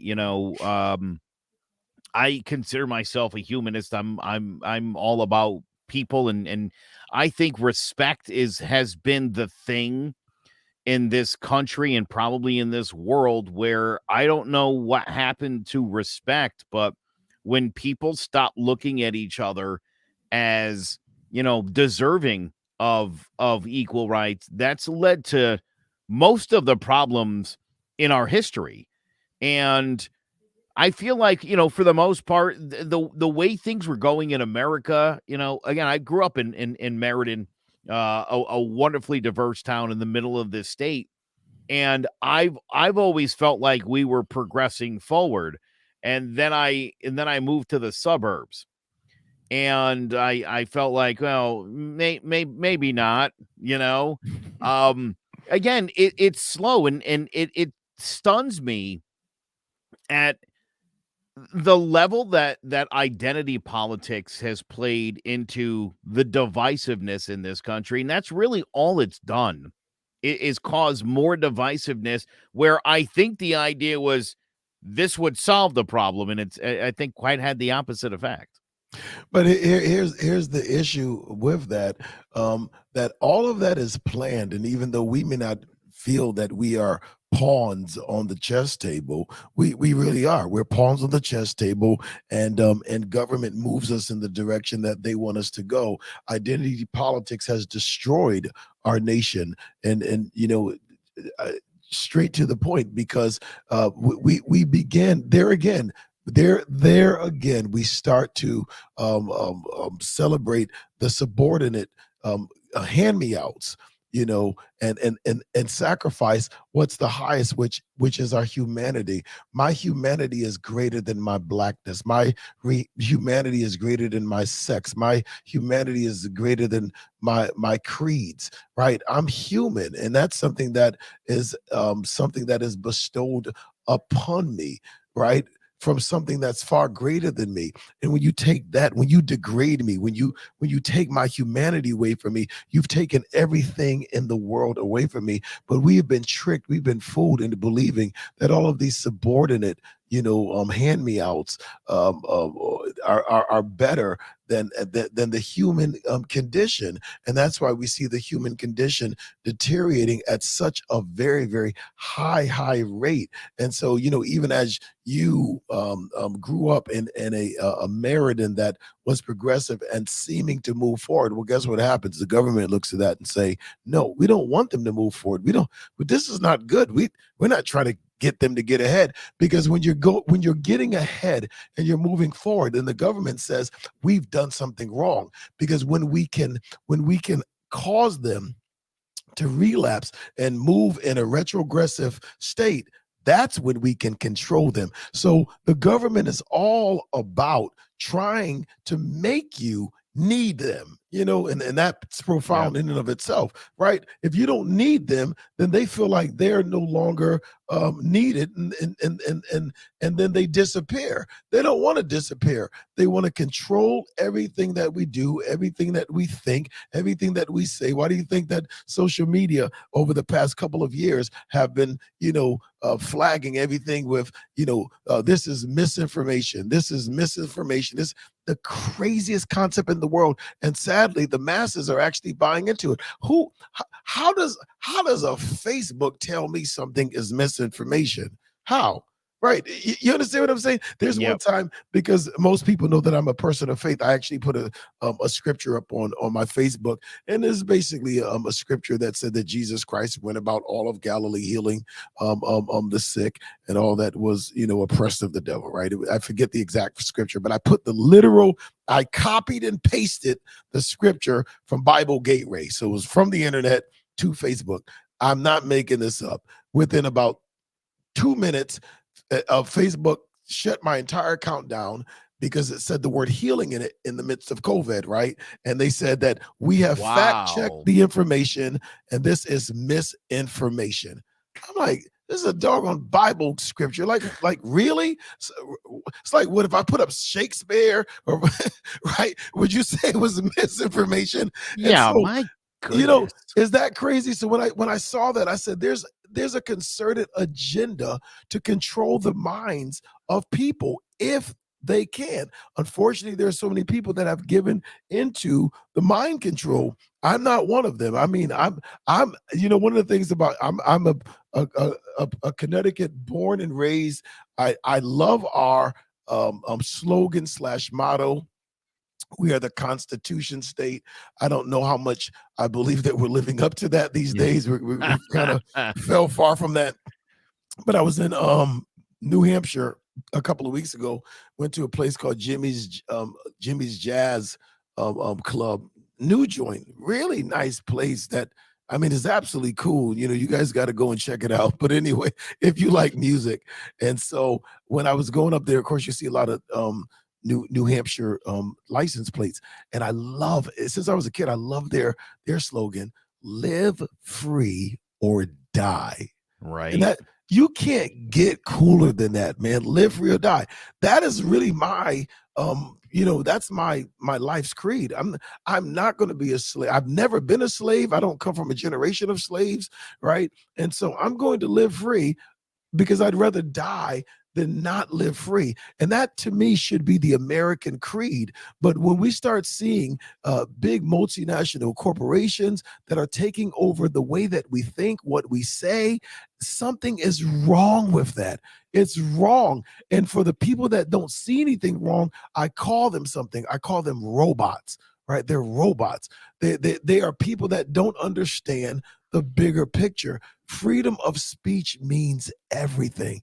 And while my particular conservative value would love everybody to be respectful of everybody, I want that. I think it makes for a civilized society. But every now and again, somebody's not going to be so civilized. Somebody's not going to be so nice. They're not going to be so kind. But you know what?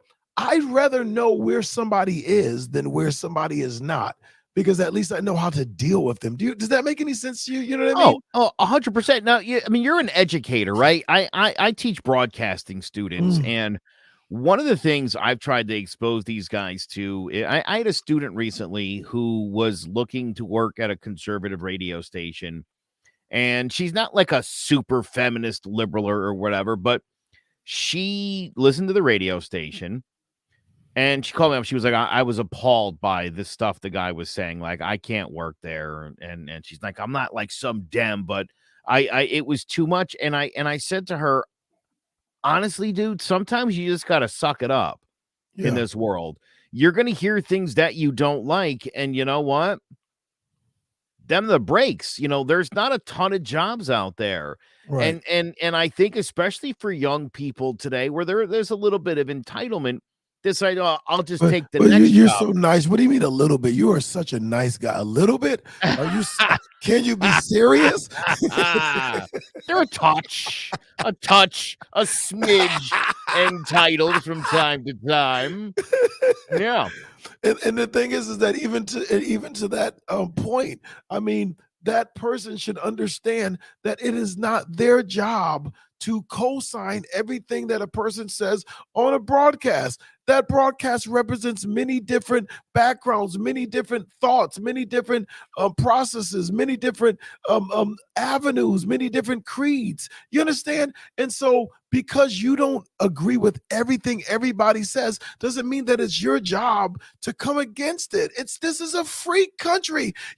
People ask me, they said, Dr. Lewis, you're a man of faith. You're a conservative. You speak on the behalf of the people. You're a humanitarian. What do you feel when people say the N-word publicly?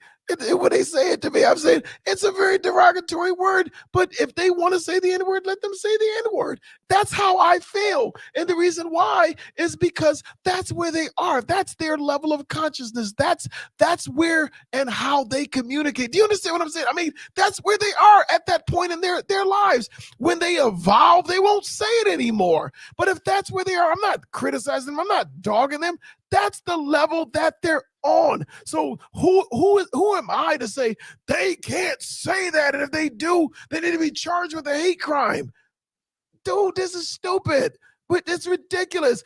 Everybody is at different levels in our country. That's like saying I have 2 earned PhDs. That's like saying if everybody doesn't have at least a PhD, they need to be shot and killed. This is stupid stuff. And so that's where we are in our country, where we're forcing people into a narrative that fits a political scheme. You know what I'm saying? And so I believe let people say what they say and do what they do, because I believe that most of the people that are actually censoring speech are complete hypocrites. Yeah. Because they'll censor speech, when it's on social media and on television, but then when they get in their homes and they get around their private groups of people, they're saying things like the N-word and beyond amongst one another. So come on, man. You know what I'm saying? If a person is at a certain place, let them be, let them grow, give them time. It's like, a child, if your child was 1 or 2 years old and they weren't walking yet, would you take the child and like throw them in the dumpster? No, you're going to give them time to learn to walk, to learn to be proficient in the areas that they need to learn. But then with humans, we automatically act like once we become so-called evolved that everybody has to be on our level overnight. And if they're not, throw them away. Come on, man. That's not the American way. Give people time. 77 years ago, the entire world was at war. And I mean, what are you talking? 2-3 generations was 77 years ago. Right. 4 at the most. Yeah. And so I think to myself, when you look at the progress that we've made, where 77 years ago, the whole world was trying to kill each other. Yeah. I know we can be divisive in this country right now. It's been a lot worse.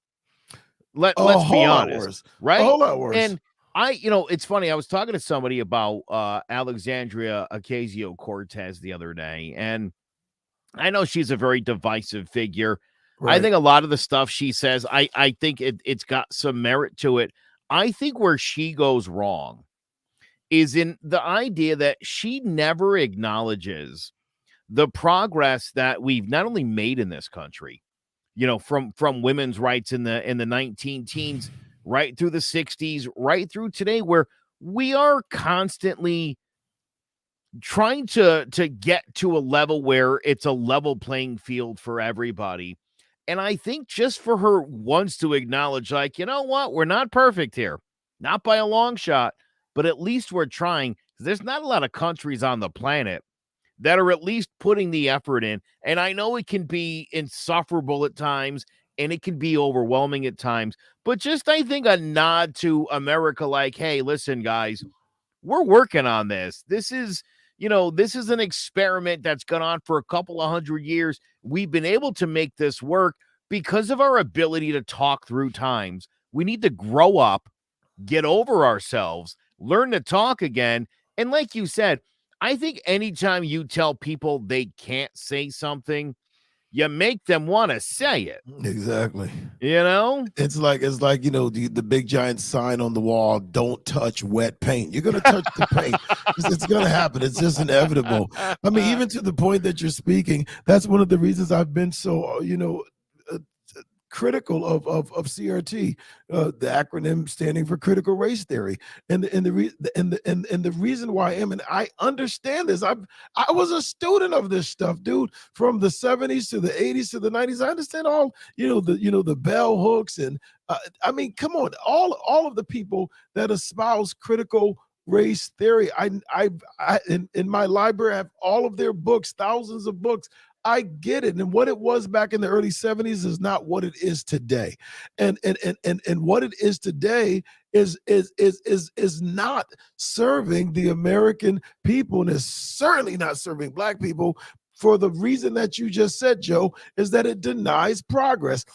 Unless you're a complete, blatant, blooming idiot, no one with any level of sensibility can say that slavery didn't exist and it wasn't a horrible stain on America.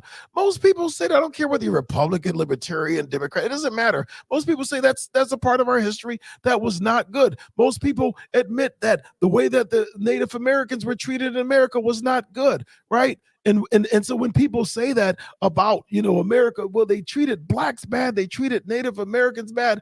I get it. I'm a Black dude, right? And so, but then I don't say that in the light of we're the only country that ever did that. I've been to 61 countries in the world, bro. Half of those countries were third world countries. And I promise you that when I fly back into Boston or New York, which is usually where I fly into when I go overseas, I want to kiss the ground when I get back to the US of A, because we're still further along than those countries could ever be. And to deny progress is a very dangerous thing to do, right? Were there atrocities that was committed against Black people and Native Americans, and then for that matter, even Irish people in our country were not treated with the highest levels of dignity. But have we moved from that point to a better place? Absolutely, we have. And you know what? And anybody to deny that we have is lying. They're telling a blatant, lie. As my mom would say, they're telling a lie from the pit of hell, right? And so that's the deal, because I think that politics, particularly on certain sides, likes to move forward by getting people to buy the lie. Oh, Blacks are, not, treated well, and Blacks are marginalized, and Blacks are this. Even if I've never been a victim. You understand? I'm the strongest Black man in America, far stronger than Obama could ever be. Listen to what I'm saying, right?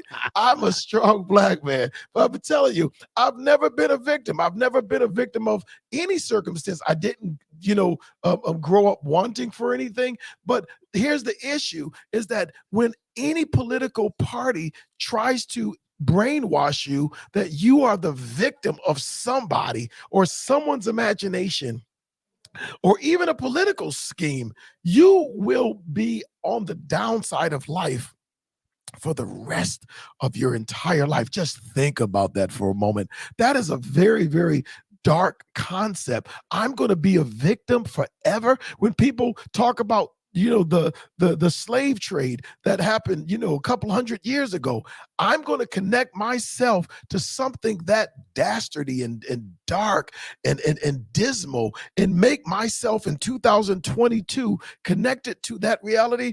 Unfortunately, the Democratic Party does a wonderful job. We got to give them a standing ovation. They do a great job of making so many Black people feel like they are victims, not just now, but for the rest of their entire life. And I'm sorry, I'm not going to go through life thinking that, right? Are there white people that are racist? Of course there are. We know that. Nobody's trying to debate that. But are all white people racist? No, they're not. No, they're not. And I've always said, if you really want to find racism, stop looking at people and look at systems. That's the powerful thing. Stop looking at people. Most white people are not Black folks' enemies, but the systems that are set up, particularly by political parties, these are the systems that will choke the life out of all of us. And then at the end of the day, we'll discover they don't care about blacks, Latinos, Asians. They don't care about white folks. These systems care about themselves. They're elite systems that don't care about the people as a whole. So they'll use as a bait the victimhood that they brainwash people of color into being in as this identity politics, a beck and call into this whole bastion of just defeat. So much so that you see, where people of color live around the country in major city centers, you see the highest crime, you see poor education, you see high violence, murder rates, soaring. I mean, the city of Hartford in the state that I love, the capital city, has high homicide rates this year. Why? Why is that? You're talking about a city that has 18 square miles. You can throw a football, further than 18 square miles theoretically. It's a small city. It shouldn't have that much crime. But why does it? Because most of the black people in the city of Hartford has co-signed to this democratic mindset of victimhood forever. And then I could talk about this all day. You might not be able to say it, but I can say it, because then the black folk that is educated in the city of Hartford feels other than or better than or different than other black folks. I've never done that. I have 7 earned degrees. And guess what? I'm a black man. I identify with all people everywhere. Black folks, Caucasian folks, Latino folks. I identify with people because, like I said earlier, I am a human first. I'm human. I was born human. When I came out of my mother's portal, they picked me up and they said, "Hey, we got a human," right? Yeah. and he's a little light-skinned human, but he's going to get darker. You understand? But yeah, Dr. Lewis, I want to ask you a question, right? When you meet activists in the black community and you're talking about, obviously, not falling into the victimhood, how is that received?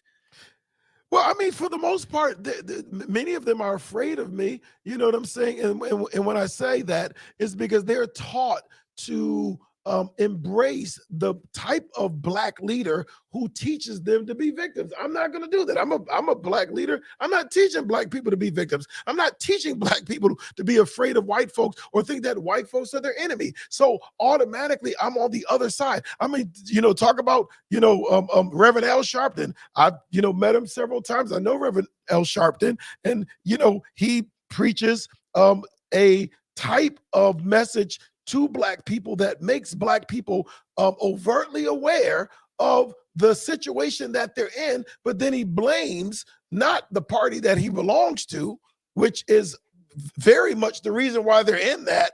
He blames everything other than that. And there's a major problem. I mean, I'll give you an example, right? So if there's a mass shooting and black people are involved in any kind of way, right? Reverend L. Sharpton puts his cape on and his t-shirt that says AS, right? And he flies to the scene and he shows up and he says, "I'm here because black folks shouldn't be treated this way. And this is bad that we're being violent," right? But then a few weeks ago, we saw in a church, right? Similar to the church in North Carolina, where 9 black people were shot by this crazed dude. Do you remember that? This Yep. crazed dude, right? But in California, the same thing happened at an Asian church. We didn't see Super Al flying to California to do their funeral or to bring any solace and relief to them. Something's wrong with that picture. Why is it all right that you can go to the side of black folks only, but if it's done to Asians, then you don't go to them? Something's wrong with that, right? If it's injustice for black folks, it's injustice for Asian folks. It's injustice for white folks. It's injustice, for Latino folks or whoever. It doesn't matter. But what's happened is that we have marginalized ourselves to the point that we are not even strong anymore, because our strength is not in us being this population of victim, this victimized people. Our strength comes when we can come together and say, this is an issue that we need to fight collectively. Let's do it together, not just as Blacks or Latinos, even the whole thing with police brutality. First of all, I support the police because I know that overwhelmingly 95% of police do the right thing. I know that. I know it from statistics because I read, right? I'm a Black man that reads well, right? You understand what I'm saying? and so, right, we're looking at the statistics. Now, the 5% of the cops that do bad things, it definitely, is more than what we need, because that's still 40,000 plus cops with guns that can hurt somebody, right? Because we have a lot of cops in America. It's more than we need doing bad things. So I'm not trying to make that, something that's not something to be dealt with. But cops that do bad things don't only do bad things to Black people, right? That's True. the false narrative. Right? So it's not just, cops killing Black people. Cops that kill people kill Black people, and they kill white people. You understand? So if a cop does something wrong to a white person, why don't we see Al Sharpton running into town? Do you understand my point? Because the strength will come when we defeat evil wherever evil is, not where evil is against Blacks, or where evil is against Latinos, or where evil is against Asians. Guess what that is? That's called a political motive, right? Politics tells us you go in there because those Black people were mistreated. You go over there and deal with something. No, I don't care. Where humans are mistreated, we need to deal with it. Humans. I was talking to a conservative the other day, Dr. Lewis, who pointed out that most government programs and most politicians tend to, whenever they do something, it's for one very specific group. Yeah. And it's, and just inherently, when you're treating one group and you're excluding another group, what you're doing is causing derision in the ranks anyway, because you're always, for instance, I think right now a lot of people look at the LGBTQ community as being, maybe overly protected or overly legislated towards, and right, sort of other groups are like, it gets to a point where, and I hate to say this, and the point that this fellow was making, I thought, like, nah, I don't really think that way. I could see where people would, where because things are done by the government in a very divisive way, and that again, in trying to protect a specific group, you're sort of saying to the other groups, like, you don't matter, at least not right now. Everybody has their expiration date for the government to cater to them. And one of the things that really breaks my heart about what's happening even with the LGBT community is that their expiration date is coming to an end really soon. You understand?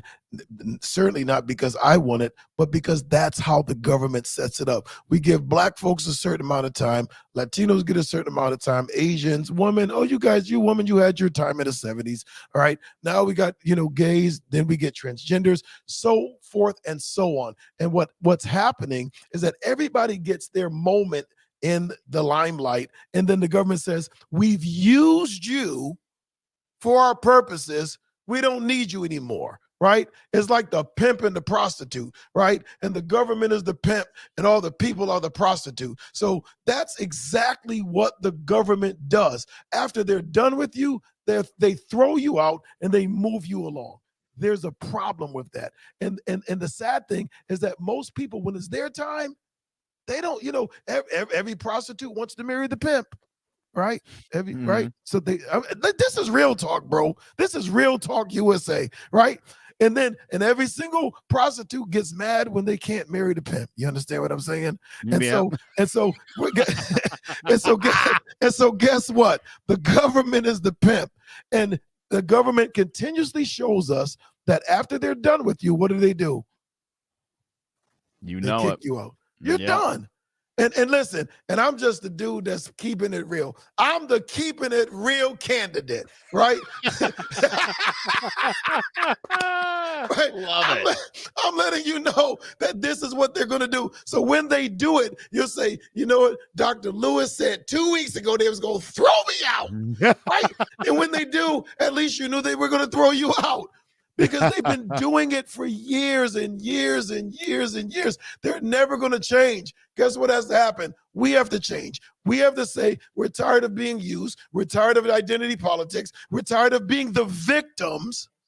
We're not going through this no more. We have the capacity to change this nonsensical game, this cyclical game. We can change it, but we got to get these corrupt leaders out of office in order for it to change. Yeah. And so that's where it's at, man. It looks like tonight could be the night. I sure pray it is. Yeah, as I'm looking in, I'm seeing results. It seems like the Republican Party, for the most part, is up in a lot of places right now, which again is to suggest that there's a lot of unhappiness with the incumbents. That's probably never a good sign. I mean, unless you're looking to see absolute change, but I do think right now in this country, I think the economy, obviously, in the last month and a half has really become top of mind. But I think for the most part, a lot of people in this country are kind of tired of the divisiveness, the catering to certain groups over others. And at some point, I think it becomes so much because, unfortunately, Dr. Lewis, I think a lot of people just don't care, period, right? They're so worried about just their own existence that a lot of these issues of the day, for most people day to day, if you press them on an opinion, like, yeah, okay, I don't think they care. And I think it starts to really burn on people. I think that it's a certain level of weightedness that happens. It's almost like a natural progression, because after a while we get so it's a tiredness, man. We get tired of it, and it's like shadow boxing, all day long, just shadow boxing. You get tired after a while because you're fighting the wind, and you're never seeming to come to term with who the actual enemy is. And so I think that we've been fighting the wrong enemy for so long that we're just tired, man. And so we really need something to give us a new lease on life so that we can get up and start fighting strong again, because government has lied to us and they're never going to be honest enough to say that they lied to us. How many politicians do you ever hear that say, I made a bad mistake, I lied? You never hear it. They defend themselves all the way to the end, and that's just what it is, man. You know what? A lot of people are going to look at this thing and they're going to think that I changed my sex because it says Dr. Amy Chai. So you gotta let them know that I'm Dr. Aaron Lewis because it says Dr. Amy Chai. I ain't changed my name and I ain't changed my sex. And so just let them know that. And also, as you pointed out earlier, you're not a gay man. No, I'm not. Yeah, I actually put this thing up to make that name tag go away, but that background, that is something that Dr. Chai did create. Gotcha. And then you should point out you're actually at Dr. Chai's house right now having an election night party, which is very exciting. That's she's my friend. She's my friend, and I pray and hope that she gets in, because she will change her entire district, because it needs change so desperately bad. We get so accustomed to the sameness of life. Right, whatever is the sameness, it could be killing us. It doesn't matter, but it's the same, and we really need to get accustomed to change. You know what I'm saying? I mean, you've got people like Schumer and Pelosi that's been in their positions for about 800 years, longer than America been alive, and they won't leave their positions because we got so accustomed to that. Something's completely insane about that, and we have to confront that. We need bold leaders that will speak to those things and say, this got to change. It has to change. It just is what it is. Well, sure, and I think there's a lot of people that are like, we should have term limits, and it's like, well, those would be the people that would vote on it, and they're not going to do that. And so, right, if you don't change these folks out and have candidates running on the promise of imposing term limits, the ones currently it's funny, Ted Cruz floated the idea after his next election of introducing a 12-year cap on term limits. And it's like, oh, so you'll have already served 2 terms, you'll get 2 more, and then you'll block it for everybody else. Interesting. Yeah, he's a martyr, that guy. That's convenient, isn't it? That's pretty very convenient. Much so. Very, very convenient. Yeah. We need to protect Connecticut. It is the Constitution state. Of 100%. course. 100%. Of course. Thank you, Karen.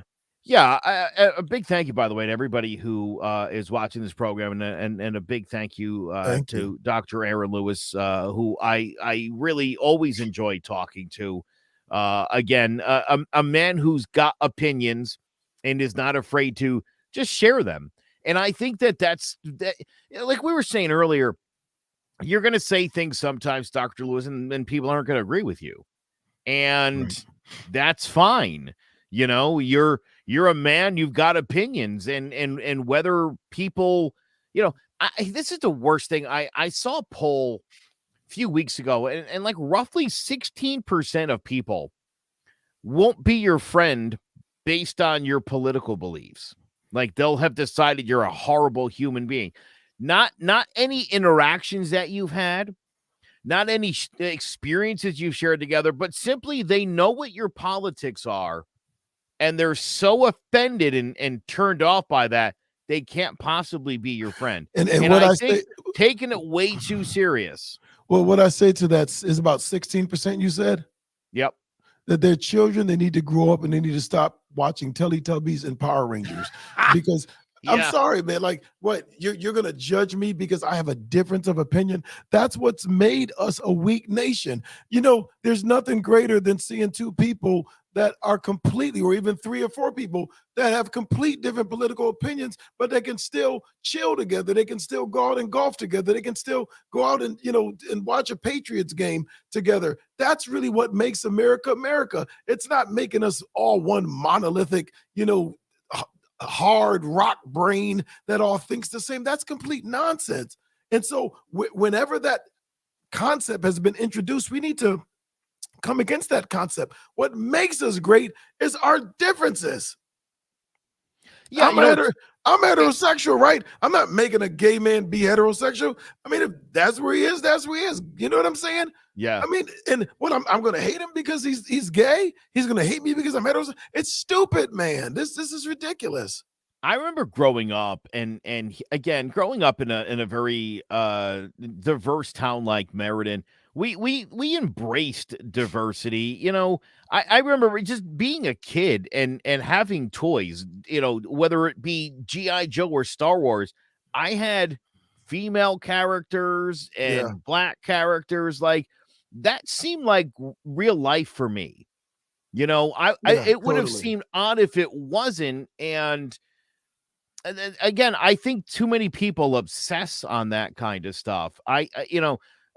I remember too. I went to as a child. I went to a parochial school, and what parochial school did you go to? St. Mary's in Meriden. Wonderful Catholic school program. Sweet. Are they still open? They closed about 20 years ago, which is very sad. You're dating yourself now. When things closed 20 years ago, that makes you ancient. I'm ancient. I'm certainly getting there. But I remember the first time a black family came to the school. Mm-hmm. They were Jehovah's Witnesses. Wow. And they were from Jamaica. Really good people. And I remember, right, so school starts in September. By October, it's Halloween. And we're still learning and getting to know this family. There was two girls and a boy.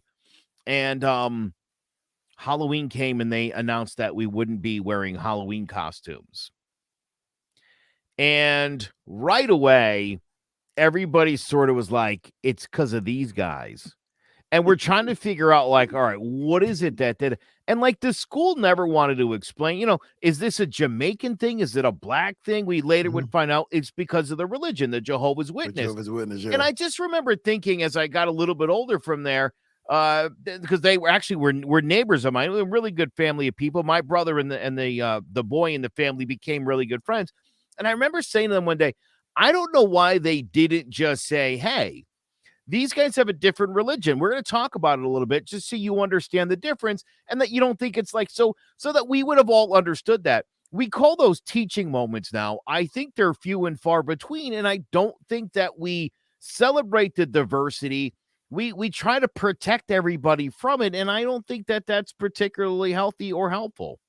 Not at all. I mean, what I would have done in that school, if I was there, I probably I don't know that I would have shut the entire program down without any explanation, because there again, that's where it causes so much further division, is that we don't talk about stuff anymore, man. I mean, come on, it's just like, it's sad. Even, let me tell you something, even in communities of color, I have a lot of people that have been friends, and then some that have fallen out with me. And the reason why they have fallen out with me, not because I've done anything to them, because they're afraid of my strength, number one. They're afraid of my positions on certain things.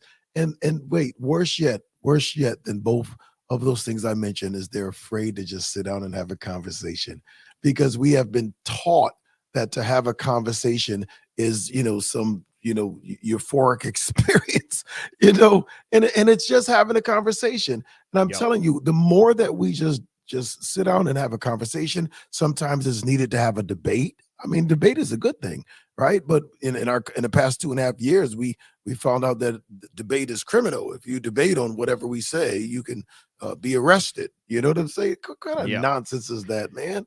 No. I just finished up a several-month stint on WICC, very conservative talk radio station. I had you on as a guest a couple of times. Well, here's what happened when I first got there. I'm not a toe-the-party line kind of guy, never have been. Facts are facts, right? Whether they're good for my side or not, facts are the facts. I don't play fast and loose with facts.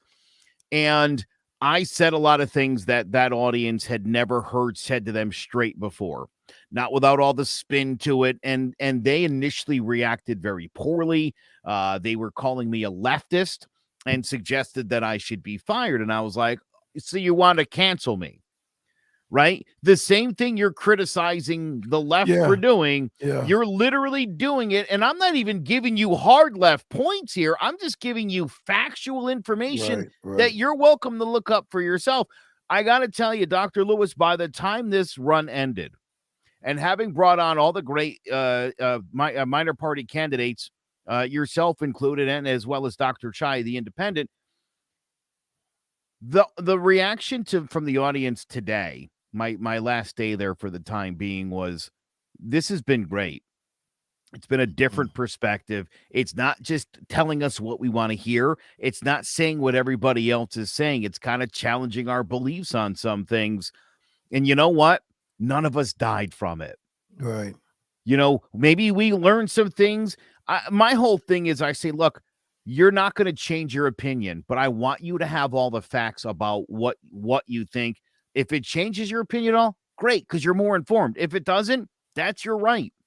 And that's my whole stance is I think everybody needs to be on the same page as far as what factual information in the world that we're living in. You're still free to have the opinion you want, but I think we got to stop being stupid in this country. Absolutely. And then at the same time, I love what you said, because I've dealt with that too. How first of all, it's wicked. Anytime anybody says because somebody doesn't agree with you that they should be punished and not have money, cut their money supply off, cut their lifeline supply, that's some crazy draconian, crazy, just egomaniacal, that is evil. That is It's pure evil. evil. I'm That's going to pure try evil, to man. cut out your money supply. Thank Yeah. you. Yeah. I mean, Right? you can't get more evil than that. And we see that happening all across America. If I have an opinion, about this or an opinion about this, then we're gonna take your pay away. You're gonna be suspended without pay. That's crazy, man. It's stupid. And the people that support it, let me tell you something. Mark my word, right? I'm gonna say like Ronald Reagan said, read my lips, right? That karma is something else. The same people that do that, I promise you, that crap is going to come back to haunt them on a whole nother level, because you can't do evil to people and not expect it's going to come back to you.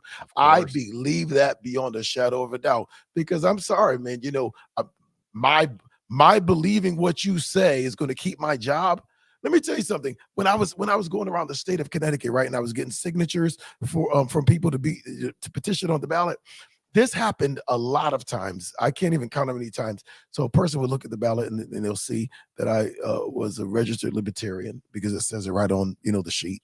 And so they said, I can't sign that, right? So well, why not? Is it me? Well, what did I do? You know what I'm saying? And no, it's not you. We believe in everything you're saying. I can't make this up. This is what they said. We believe in everything you're saying. And I said, well, what's the problem? I work for the state of Connecticut. And if I sign it and Ned Lamont finds out I signed it, he may fire me and take my pension away. I heard that dozens and dozens of times. That's some scary stuff, man, because for a person to say that to me, number one, they believe it, right? Yeah. True. And I don't work for the state, never have. It might be true. I don't know that it's not true, but for them to believe that, I'm sure that he would say that's absolutely unequivocally not true. No, but for people to think that they can't sign it's a my scary form, thought, right? Because they're going to get fired and lose their pension. What kind of slavery kind of stuff is that? That's some scary stuff, man. You know what I'm saying? And that's the world that we live in. This world of I'm going to get back at you because you don't agree with me. That's not the world that I live in. You can't do that with me. I'm like the last person on the planet you could do that with. Number one, I'm a free man, and there's nothing that you're going to take away from me that I can't replace. I mean, I believe in the Creator, and I believe that I'm endowed with, special gifts from on high. So there's nothing you can threaten me with that's going to fear me, including my life. Because if God says that it's time for you to go, then listen, I'm out of here. However that may be, I'm good. You know what I'm saying? But it's a wicked thing for people to threaten your income or your position or it's wickedness. That's wicked. It's sheer evil, and it's going to come back to haunt them. Yeah, and it seems to me, where does this anger and hostility come from? And again, it seems to me, by and large, it comes from two specific political parties. Yeah. That will, I said on my radio show today, tomorrow in Washington, D.C., going to be the same as it was today. Yes. Business as usual. And there's going to be people tonight, as more of these results come in, that are going to lose their mind about what's happening. Yeah. And it's like, you know what, guys, in the grand scheme of things, nothing's going to change tonight. Nothing is fundamentally going to be different than it was yesterday. Calm down. That's when you say that's funny, because it's like you're some type of clairvoyant that was in my conversation over the past 2 days. Because I said the same thing. I said come Wednesday, ain't gonna be much different. And the sad thing is, because difference means that we do something completely different. When we still pander to the two-party system, that's not different. I'm gonna say that again. When we pander to the two-party system narrative, it's not different, right? If Amy Chai is in Congress tomorrow, that's different. You understand what I'm saying? Yeah. If I was the governor and I wasn't lambasted by a completely incompetent Secretary of State. I mean, you're talking about an incompetent Secretary of State, right? And so if I wasn't lambasted by that entire process of doors that's been closed, pretty much all year long, right? I'd be governor tomorrow. But the issue is that, if I was, it would be different. But whoever is in place tomorrow, Same old, same old, same old, Yep. same old. Yeah, Same old, same old.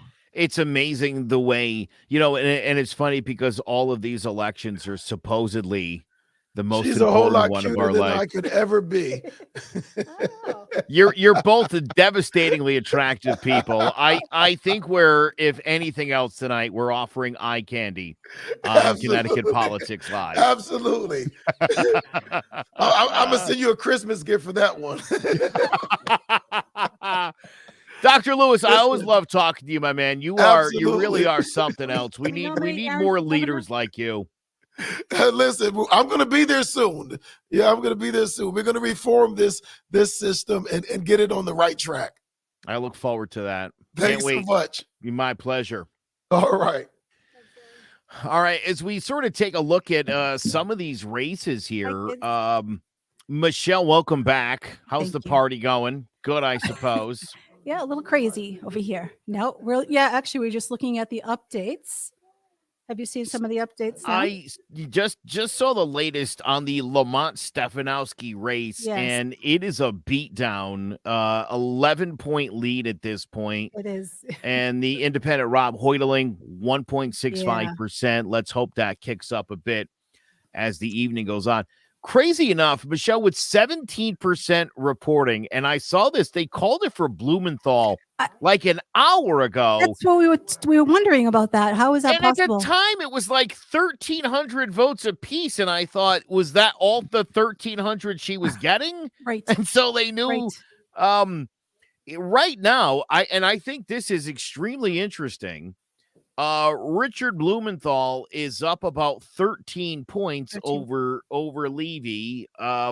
So again, I think you are seeing people who have voted for Blumenthal who didn't vote for Lamont.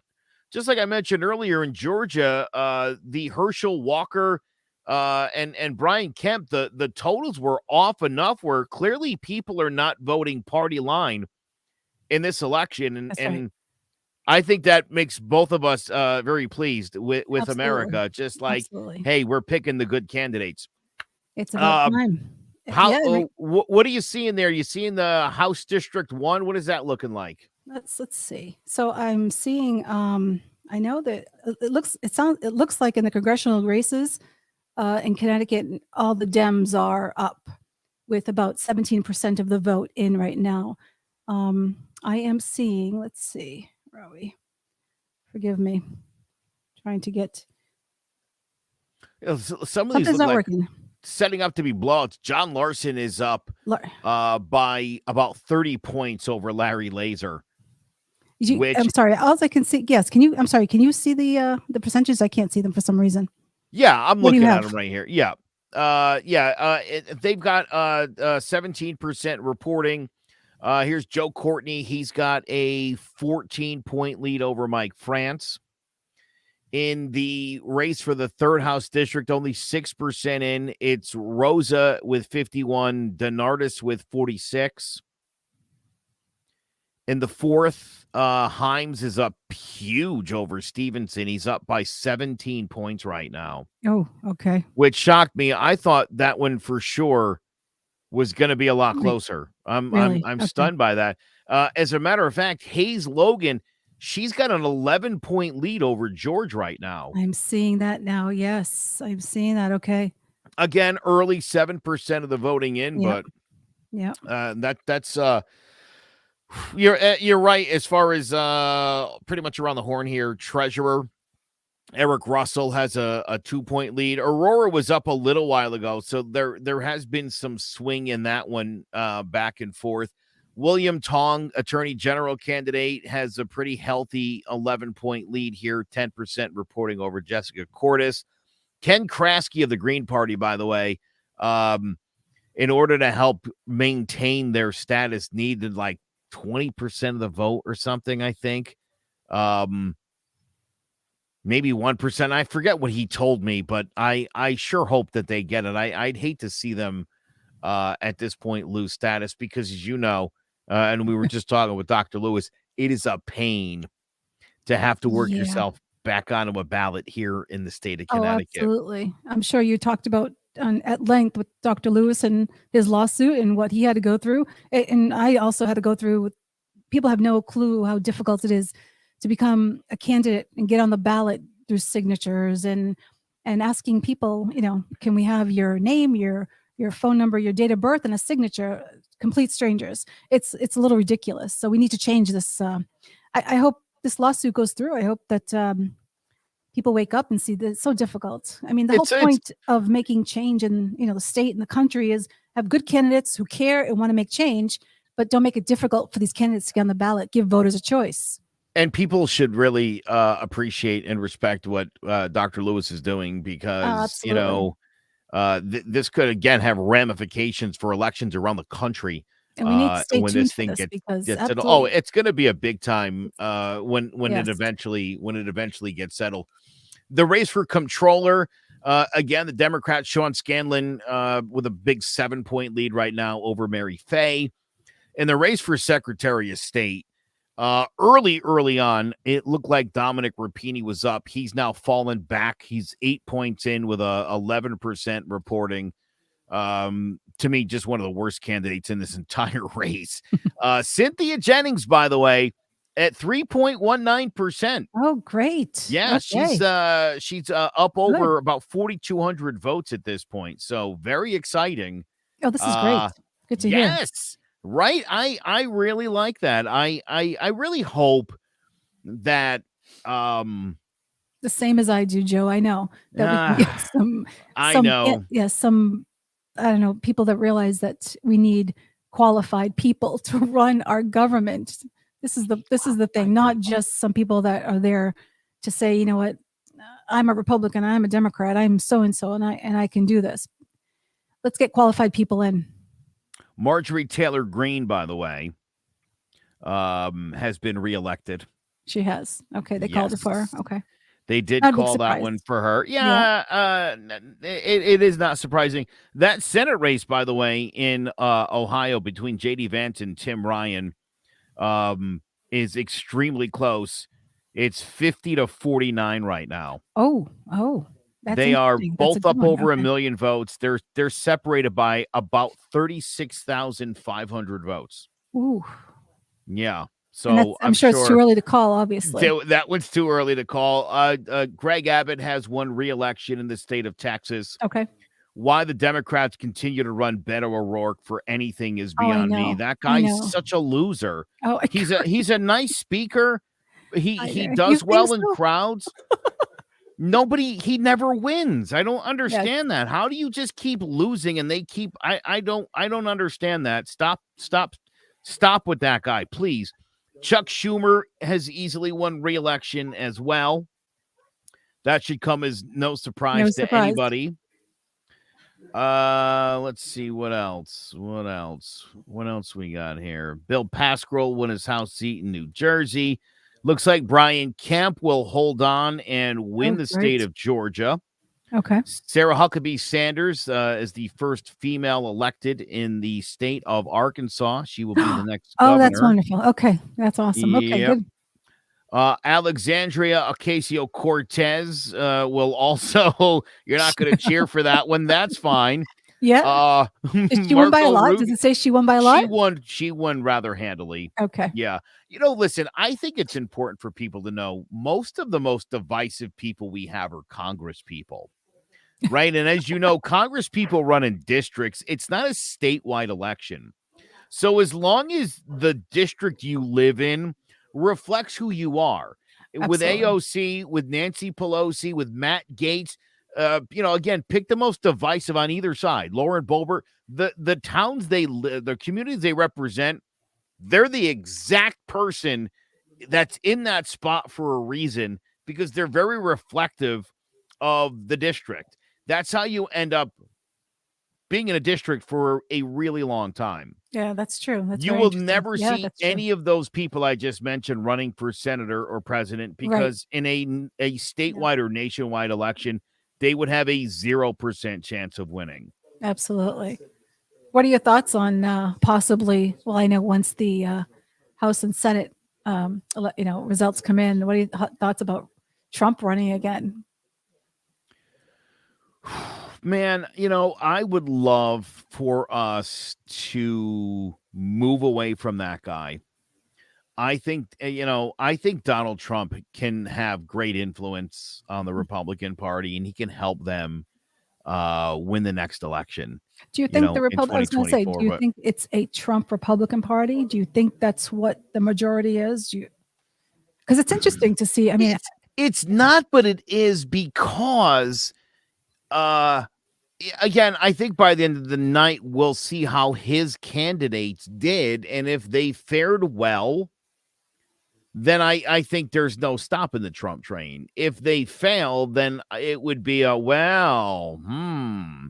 the Republican Party right now they're sort of waiting to figure out what the next move is. Like, does this guy go away? Is he announcing a run for president next week, or is the Justice Department going to indict him over the documents that, you know what I mean? Like and everyone's sort of like, I think there's a lot of people in the Republican Party that are kind of hoping maybe he goes to jail.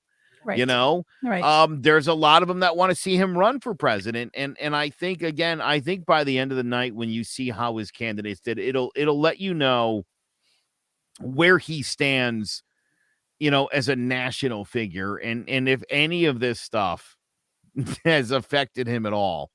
And my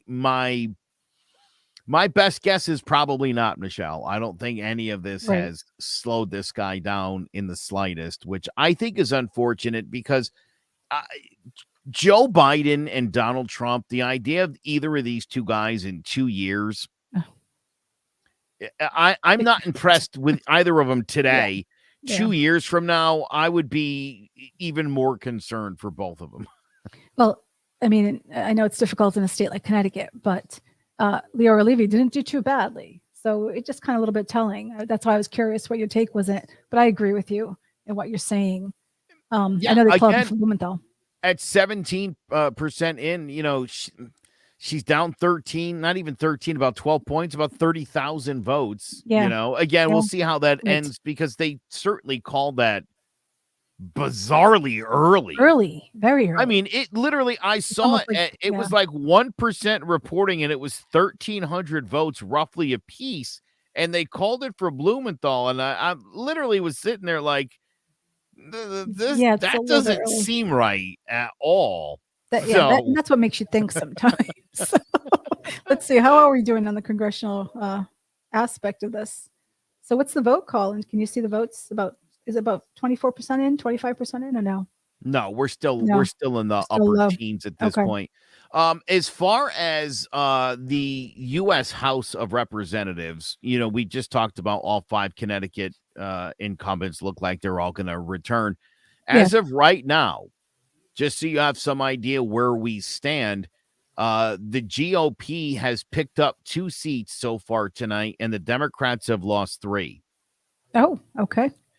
I think as this thing continues to trend, I'm gonna guess that by the end of the night, the way this is leaning, that you'll probably have about 230 to 235 Republicans in the House. Nice. Which will give them the House majority. So that looks like that's going to be in the bag by the time the night is out. And it looks like in Connecticut too, as far as the congressional seats. Like you said, all the incumbents will probably be coming back. Yeah, same as it ever was. Yes. And again, again, Michelle, and looking at those, I thought Jamie Stevenson, who I think is a fantastic candidate, I would have thought of all of the people running against these other candidates, I would have thought she would have done really well.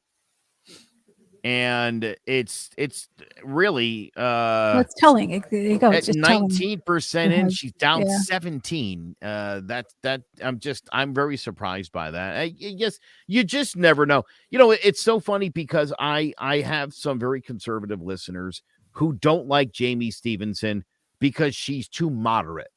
Oh, is that right? Okay. Yes. And I thought, well, it's but interesting. Don't you want her to? You have to be a moderate to be elected in the state. You're like, that's why you guys lose every election. Right. How do you not understand that?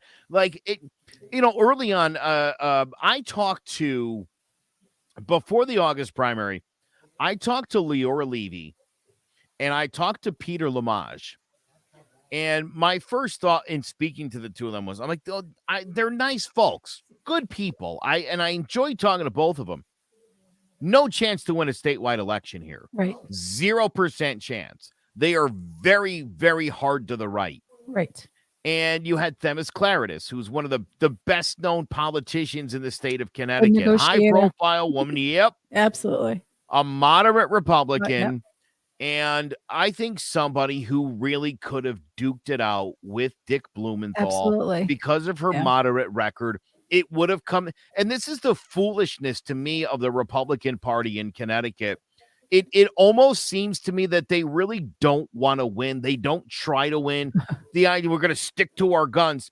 Well, your guns are shooting blanks. You lose every election, every single year. You don't represent your constituents. It's been decades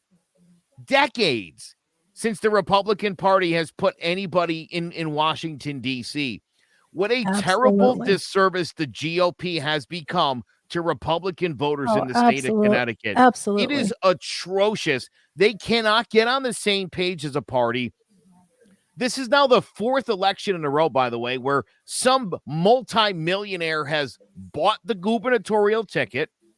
Bob, again, I've changed my mind on Bob a little bit in the last couple of weeks. I thought he was worse than he was. Yep. He's getting blown out right now. Yeah, exactly. He's getting blown out like he did 4 years ago, like Tom Foley did in the two elections before that.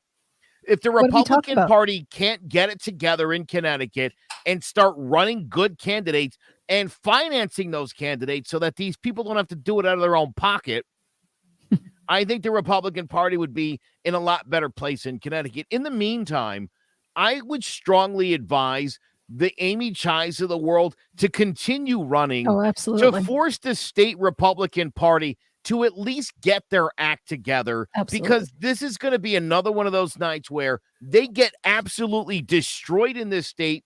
And you're seeing around the country, Michelle, a red wave, and it's like it has no effect on this state at all, ever.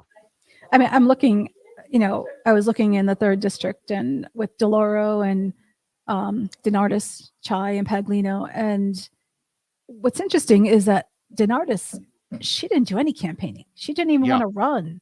And she's up there significantly. I mean, DeLauro's beating her, but she's up there significantly. And then you have someone like Amy Chai, and call me biased, but the whole point of me becoming her campaign manager is to know she's got policies that can change and do. And in fact, she has such interest right now. She already has ties and she already has plans to start working with the kids in New Haven and to change things for the better. And why couldn't we use that in Congress? And just because she's not a Republican, this is where, like you said, the Republican Party has to just wake up. I know, and I'm surprised with Logan. I know he's getting beat too, but they pushed him. But he tried to act moderate, but the problem is he flip flopped. Sometimes he was moderate, sometimes he's conservative. He does live in the district. He does live in the district. What does he stand for? There was no policy coming out of him. It was just, we're going to beat the Democrats. Okay, but we need more. So yes, you're right, Joe. I agree with what you're saying. The GOP has to just wake up and start thinking about these candidates. Well, who are we going to put forward to actually win? People can actually relate to and want to vote for. This is where it comes down to. A Connecticut Republican is going to look a little different and sound a little different than Republicans in the South and Republicans in the Midwest. That's true. That's true. And the sooner Ben Proto and company get it together and figure that out, they're going to stop getting blown out in all of these elections every 2 years by double digits. Absolutely. That's the only thing that's going to stop it. And you know what? Here's the other thing, Michelle, more important than that, because again, while we try to mount the independents and the other third parties to become viable options, because the Republicans aren't, right? They're just not viable enough candidates. And again, the way the party supports these folks is poor. It is. It's really poor. And you can't hold the Democrats accountable if they're not even getting good candidates run against them. Exactly. You know, Exactly. and then when you do get again a Jamie Stevenson, where's the support in the party pushing like, hey, this is the future of this party. Right. This is the kind of woman that Right. we know could get elected, that everybody could rally around. And they don't do it. And unfortunately, all the money, I mean, even national money went into the 5th district because they had their hopes set on that being the most vulnerable seat to flip. So they kind of neglected, you know, the 4th district with Jamie, and they kind of neglected maybe the 2nd district. So, you know, there was I a little hate bit to of a say push, this but too. that's what they did. Don't You're let right. it be lost on anybody that the seat that the Republican Party went after in Connecticut, I understand it is a seat held by a black woman. Absolutely. And they ran a black Republican against her. Race came up in this campaign a whole lot. That whole race has been very bizarre. Yes. It has I been agree. bizarre from the I beginning. agree. And again, at this point, with 10% of the reporting in, it's a 9-point lead for Hayes. Yeah. I do expect that to get a little bit tighter. I do expect that she is going to win. And again, the Republican Party walks away with more egg on its face Absolutely. after another absolute beatdown. Again, Michelle, in the context of nationwide, right? Nationwide, you're going to see Republicans winning in places in Yes. southern Texas where they haven't won in 100 years. And in Connecticut, it's going to be the Nothing. same thing we do every 2 years. I was going to say this red wave is across the country except for in Connecticut. Yeah. And again, listen, I don't mean to sound like, you know, I No, want a red I wave. hear what you're I'm saying. certainly, but I I was find rooting it, you for know, it too. Yeah. part of the reason I stopped being a Republican was I'm so disappointed in most of everything that the Republican Party does. If I was in charge of the Republican Party, it would be a very different party. Like that. That's all I could tell you, right? I think. Oh, Joe, what do you think? We can elect you. Yeah. I'm Well, I'll elect you. I Chairman of the do. Connecticut I Republican Party. There you go. totally would love to, That would be because awesome. you know, I feel like I've always felt like I'm a fiscal conservative. I've always called myself a moderate, a social Socially, moderate. yeah. And that's a lie. I'm a liberal.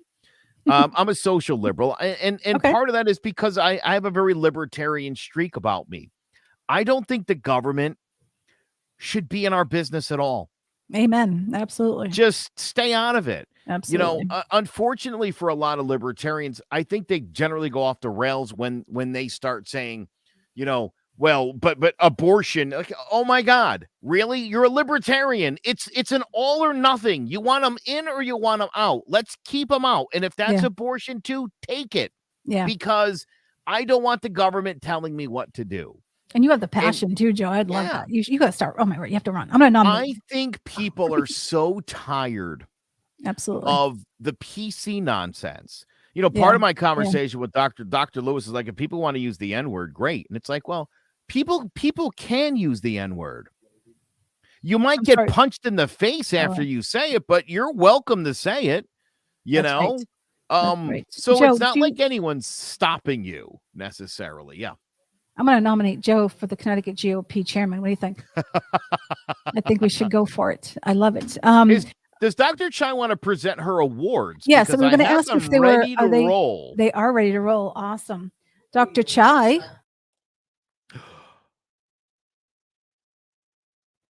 I believe that I may have just accidentally kicked them off the broadcast. And for that, I apologize. Did not see that coming.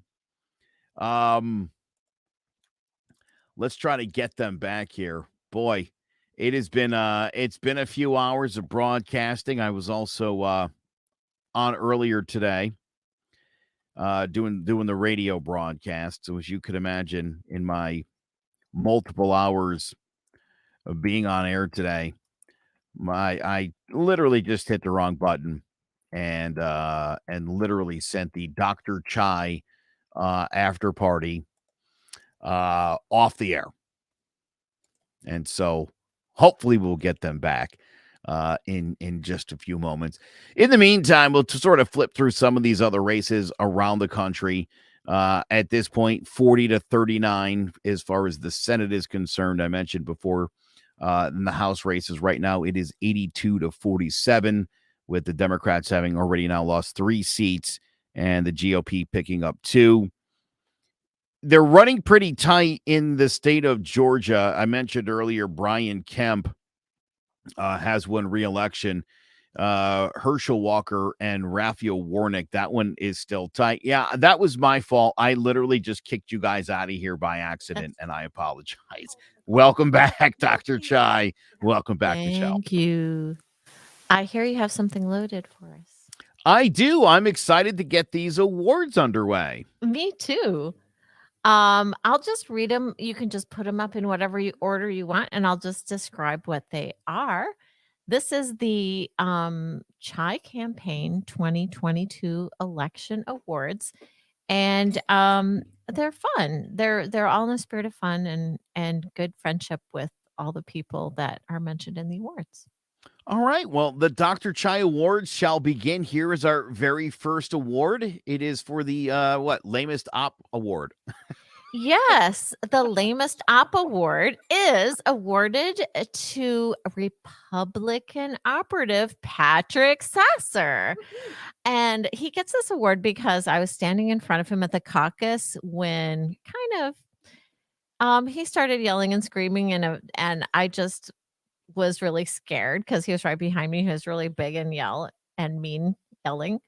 And we all felt kind of uncomfortable. So we were kind of frustrated with how Patrick Sasser,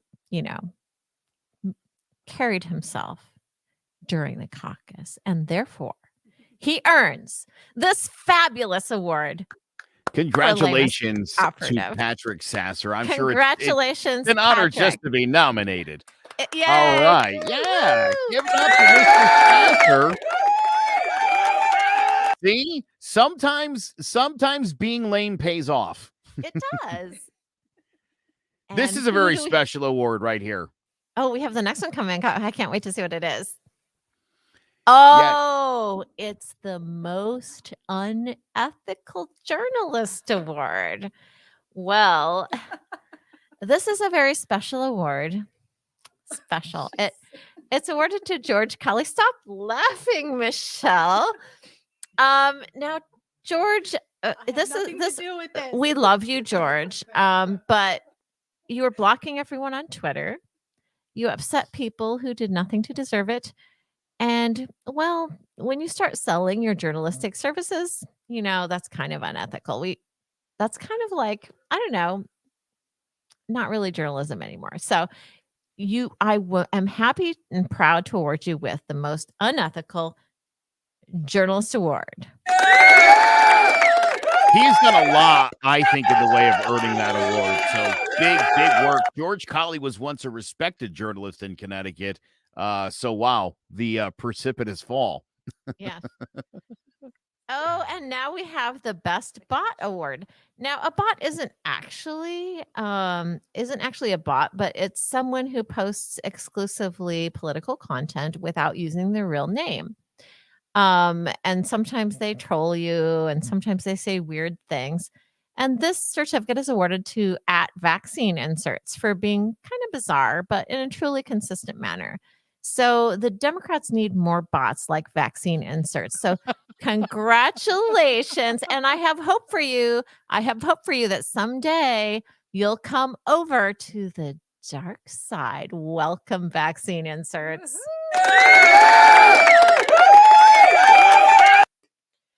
Now, this is a very special award. It's very close to my heart. It is called the Most Obnoxious Tweets Award. And this certificate is awarded to Bob Duff for his puerile and unimaginative tweets that manage to be both eye-rollingly scaremongering and yet simplistically hostile at the same time. Do better, Bob. Finesse the insults. Hone the craft. Oh, my goodness gracious. Your tweets are obnoxious. So congratulations, Bob Duff. Bob's a nice fella. His tweets are obnoxious.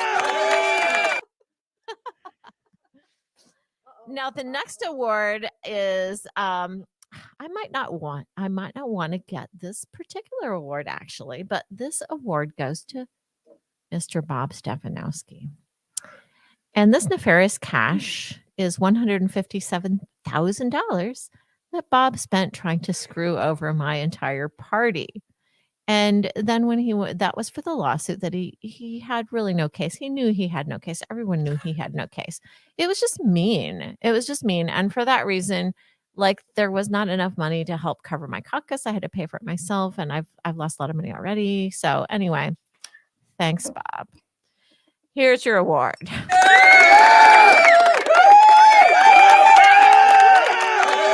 You know the irony here? I talked to Bob a few days ago, and I expressed to him how I felt what an affront it was to democracy that the sitting incumbent governor was on 3 ballot lines. Yes. And he agreed with me while he was suing the independent party to steal theirs. Just the irony, of course. It is kind of ironic. Okay, here we do actually have a positive award or two in this lineup. And this is one of those positive awards. It is the Gracious Opposition Award. And this certificate is awarded to Justin Paglino, or Pagliano, as you say it in Italian. I don't know. Can you say Paulino. Oh, okay. Paglino. Oh, that sounds so much better. Okay. Doesn't it? It does. It's for behaving like a normal human being, for agreeing to debate in a civil fashion, proof that opposition can actually be gracious. So good job, Justin. Good guy. Real good guy. Okay, who've got? Oh, the Slimiest Moves Award. This certificate goes to Ned Lamont. I don't know if Ned can really claim this award, if it really goes to those high-priced operatives that he has that figured out how to do this all slick and smooth. Like we used to say smooth move X-lax back in, middle school. Everything in politics is just like middle school. But, I like Michelle Bicking, and I thought it was slimy to force her off the ballot in a backroom deal. So consider your feet held to the fire, Ned, because ranked choice voting will happen. So congratulations, Ned.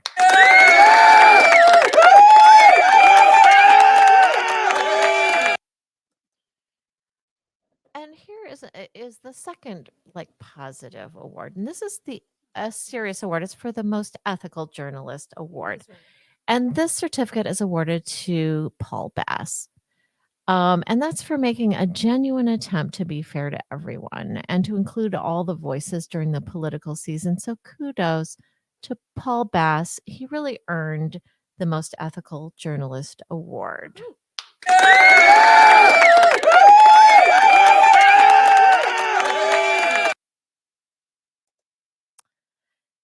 And of course, this is a very important award, and this is staffers most in need of a new lease on life.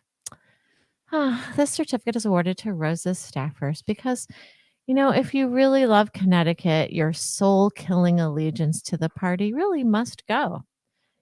Deep in your heart, that term limits are the right thing to do because you aren't completely cynical. No, not just yet. So come to the dark side. We have cookies and tequila. We won't judge. Staffers of Rosa, you deserve everything.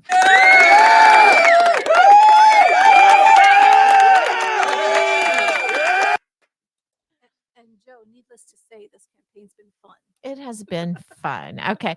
So if you ever know any narcissist, this Chai Campaign's Narc with Zero Inside Award.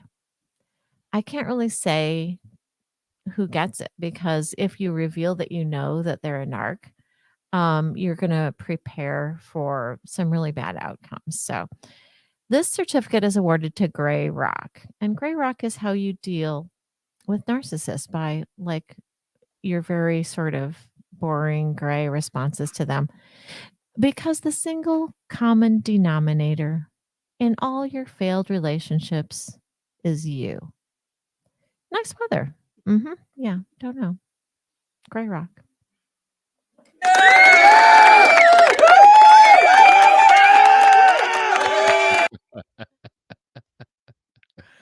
Well, that really was enjoyed it. fantastic. Bell moment.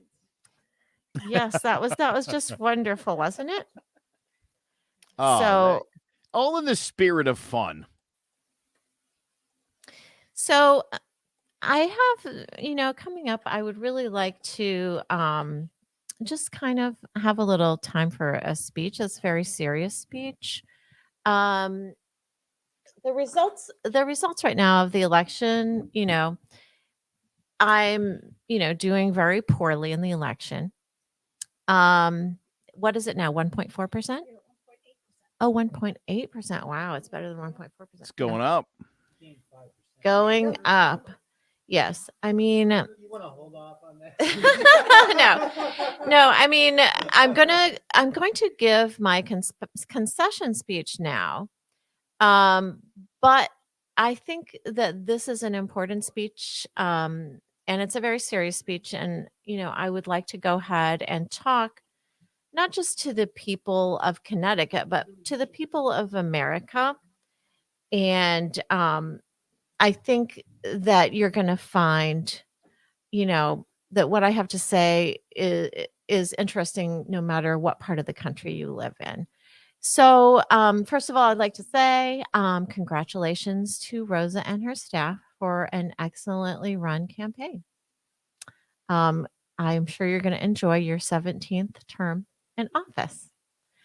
But for everyone else out there, thank you so much for everyone who supported me during this campaign. And I'm really privileged to be here tonight. I'd like to thank Mike Teleska, the chairman of the Connecticut Independent Party, for having given so freely of his time and resources so that ordinary people like myself could have access to the democratic process. Mike, you're a treasure. I respect what you've done. I'd like to thank my volunteers and all my friends in Connecticut and Maryland for all of your hard work and all your support. My dynamic staff, what could I say? We have Dan Newmeyer as strategist, Michelle Bohtello as manager, John De Los Santos as treasurer, and John Fahan as press secretary.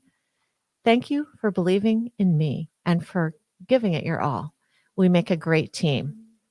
Of course, I'd also like to thank my husband, Toby, for being a constant source of support for me.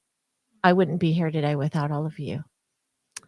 But this evening, I want to talk about something that's near and dear to my heart, democracy. We've heard a lot about democracy from the political machines during this election cycle. But for these hyper-partisans, democracy is just rhetoric that can be used to demonize the other side and to gain more control. The rest of us, and forgive me if this sounds cynical, but the rest of us feel like we were shut out of democracy a long time ago.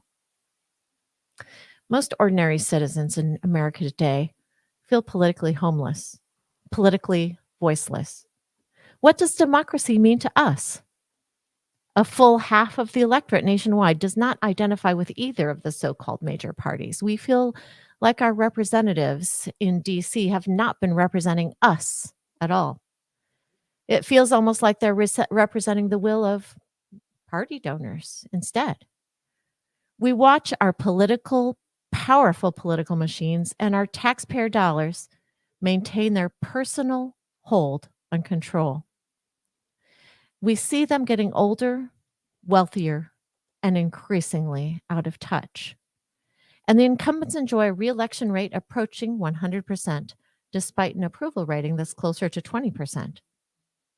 How do we let this happen? Is there anything that can be done? When Benjamin Franklin emerged from the Constitutional Convention of 1787, a woman approached him with the following question: "Sir, what sort of government have you given us?" Ben's answer was guarded. "A republic, madame," he said, "if you can keep it." Our founders had legitimate concerns about the future of democracy in America. John Adams wrote, "Democracy never lasts long. It soon wastes, exhausts, and murders itself." The founding fathers knew a thing or two about human nature. They understood that power concentrated in the hands of two opposing teams would ultimately create tribalism, demagoguery, and ultimately destruction. they were right. John Adams said it best. There's nothing I dread so much as the division of the republic into two great parties, he said. And yet, here we are. The calculated manipulation of the electorate by the two-party system and their media handlers is tearing the heart of America in two. We're losing our faith in democracy, our hope for the future, and our love for one another. We have two completely unelected political organizations that are funded almost exclusively by the extreme wealth of corporate interests and ideological donors. These unelected organizations have the ultimate control over which candidates are permitted to run in elections. These unelected organizations also have control over how their candidates will vote. Votes are becoming increasingly farcical as legislation breaks cleanly along party lines. Voters have only an illusion of choice as we're presented with two options, and we find both utterly unappealing. Our choice has become a false one. We have two unelected groups of people that we may choose from, and we are well aware that whichever side we select, our representatives will never represent us, listen to us, respect us, or consider our concerns. Our representatives represent their sponsors. Full stop. In an era of global finance, the ultra-wealthy have interests that don't seem to involve mom, baseball, or apple pie at all. They have global interests now, and American interests are just an afterthought. In the bowels of our two-party machines, only three things matter: power, money, and ideology. Power should be a tool to protect the vulnerable and to uphold justice. But instead, they've made power into a tool of oppression, a tool to get what their party sponsors want, and a tool to prevent anyone else from getting anything that they want. Money should be a means of exchange, used to build up generations of families and the communities that they live in. But instead, they've made money into their god. It has become the means of buying influence and the means of protecting the elite from the consequences of their own terrible ideas.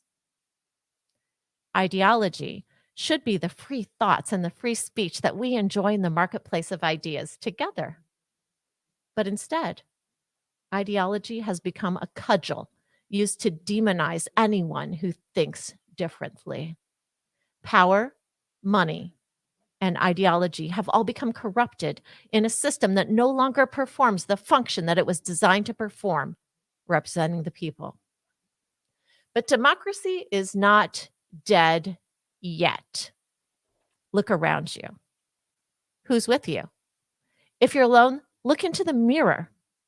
We are the people of the United States of America. Together, we can take back our voice. We can restore our faith, our hope, and our love. Faith in democracy is critical for the functioning of our constitutional republic.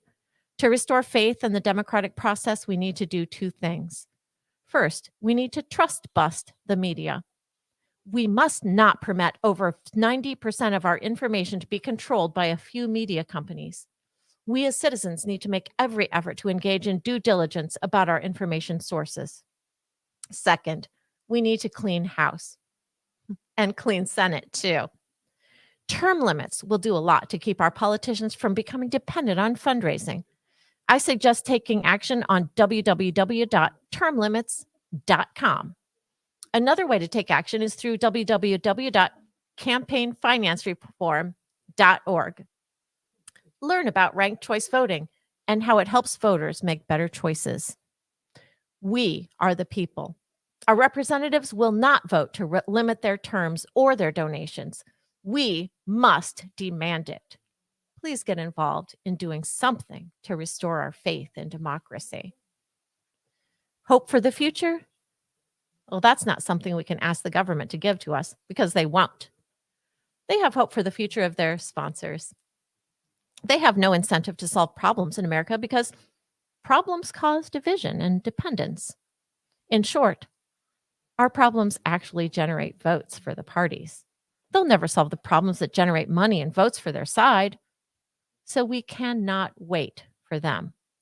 We must elect people who know how to solve problems, but these people will not come from either major party. And we build communities together. We get off the couch. We take one evening a week and we do something for someone else. It really is that simple. We commit, we sacrifice, we put the greater good over streaming Netflix for just one night a week. We share whatever we can do, big or small. It might be tutoring a child for an hour a week. It might be volunteering at a community garden. It might be bringing an activity to a senior center. Just do something. Start small, and then hope will begin to take root. Love for one another is a choice we will need to make for ourselves. It's not a feeling as much as it is a way of living. Refrain from your anger. Give grace. Pause and reflect. Release the blame and the shame. As a doctor who treats addicted and mentally ill patients, I can tell you, you never know what pain lives inside your neighbor's heart. Don't contribute to that pain. Don't listen to the voices that tell you to hate America. Don't listen to the voices that tell you to hate people who vote differently from you. You're being lied to. Don't believe the lies, because the lies will steal your power. Don't let them. Get your power back. Love your neighbor as yourself. Life is short, and the journey is all that we have. Don't walk alone. Ultimately, the choice is ours. We can restore faith in democracy. We can restore hope for the future. And we can learn to love each other once again. Will you join us? May God bless you all, and may God bless America. Good night.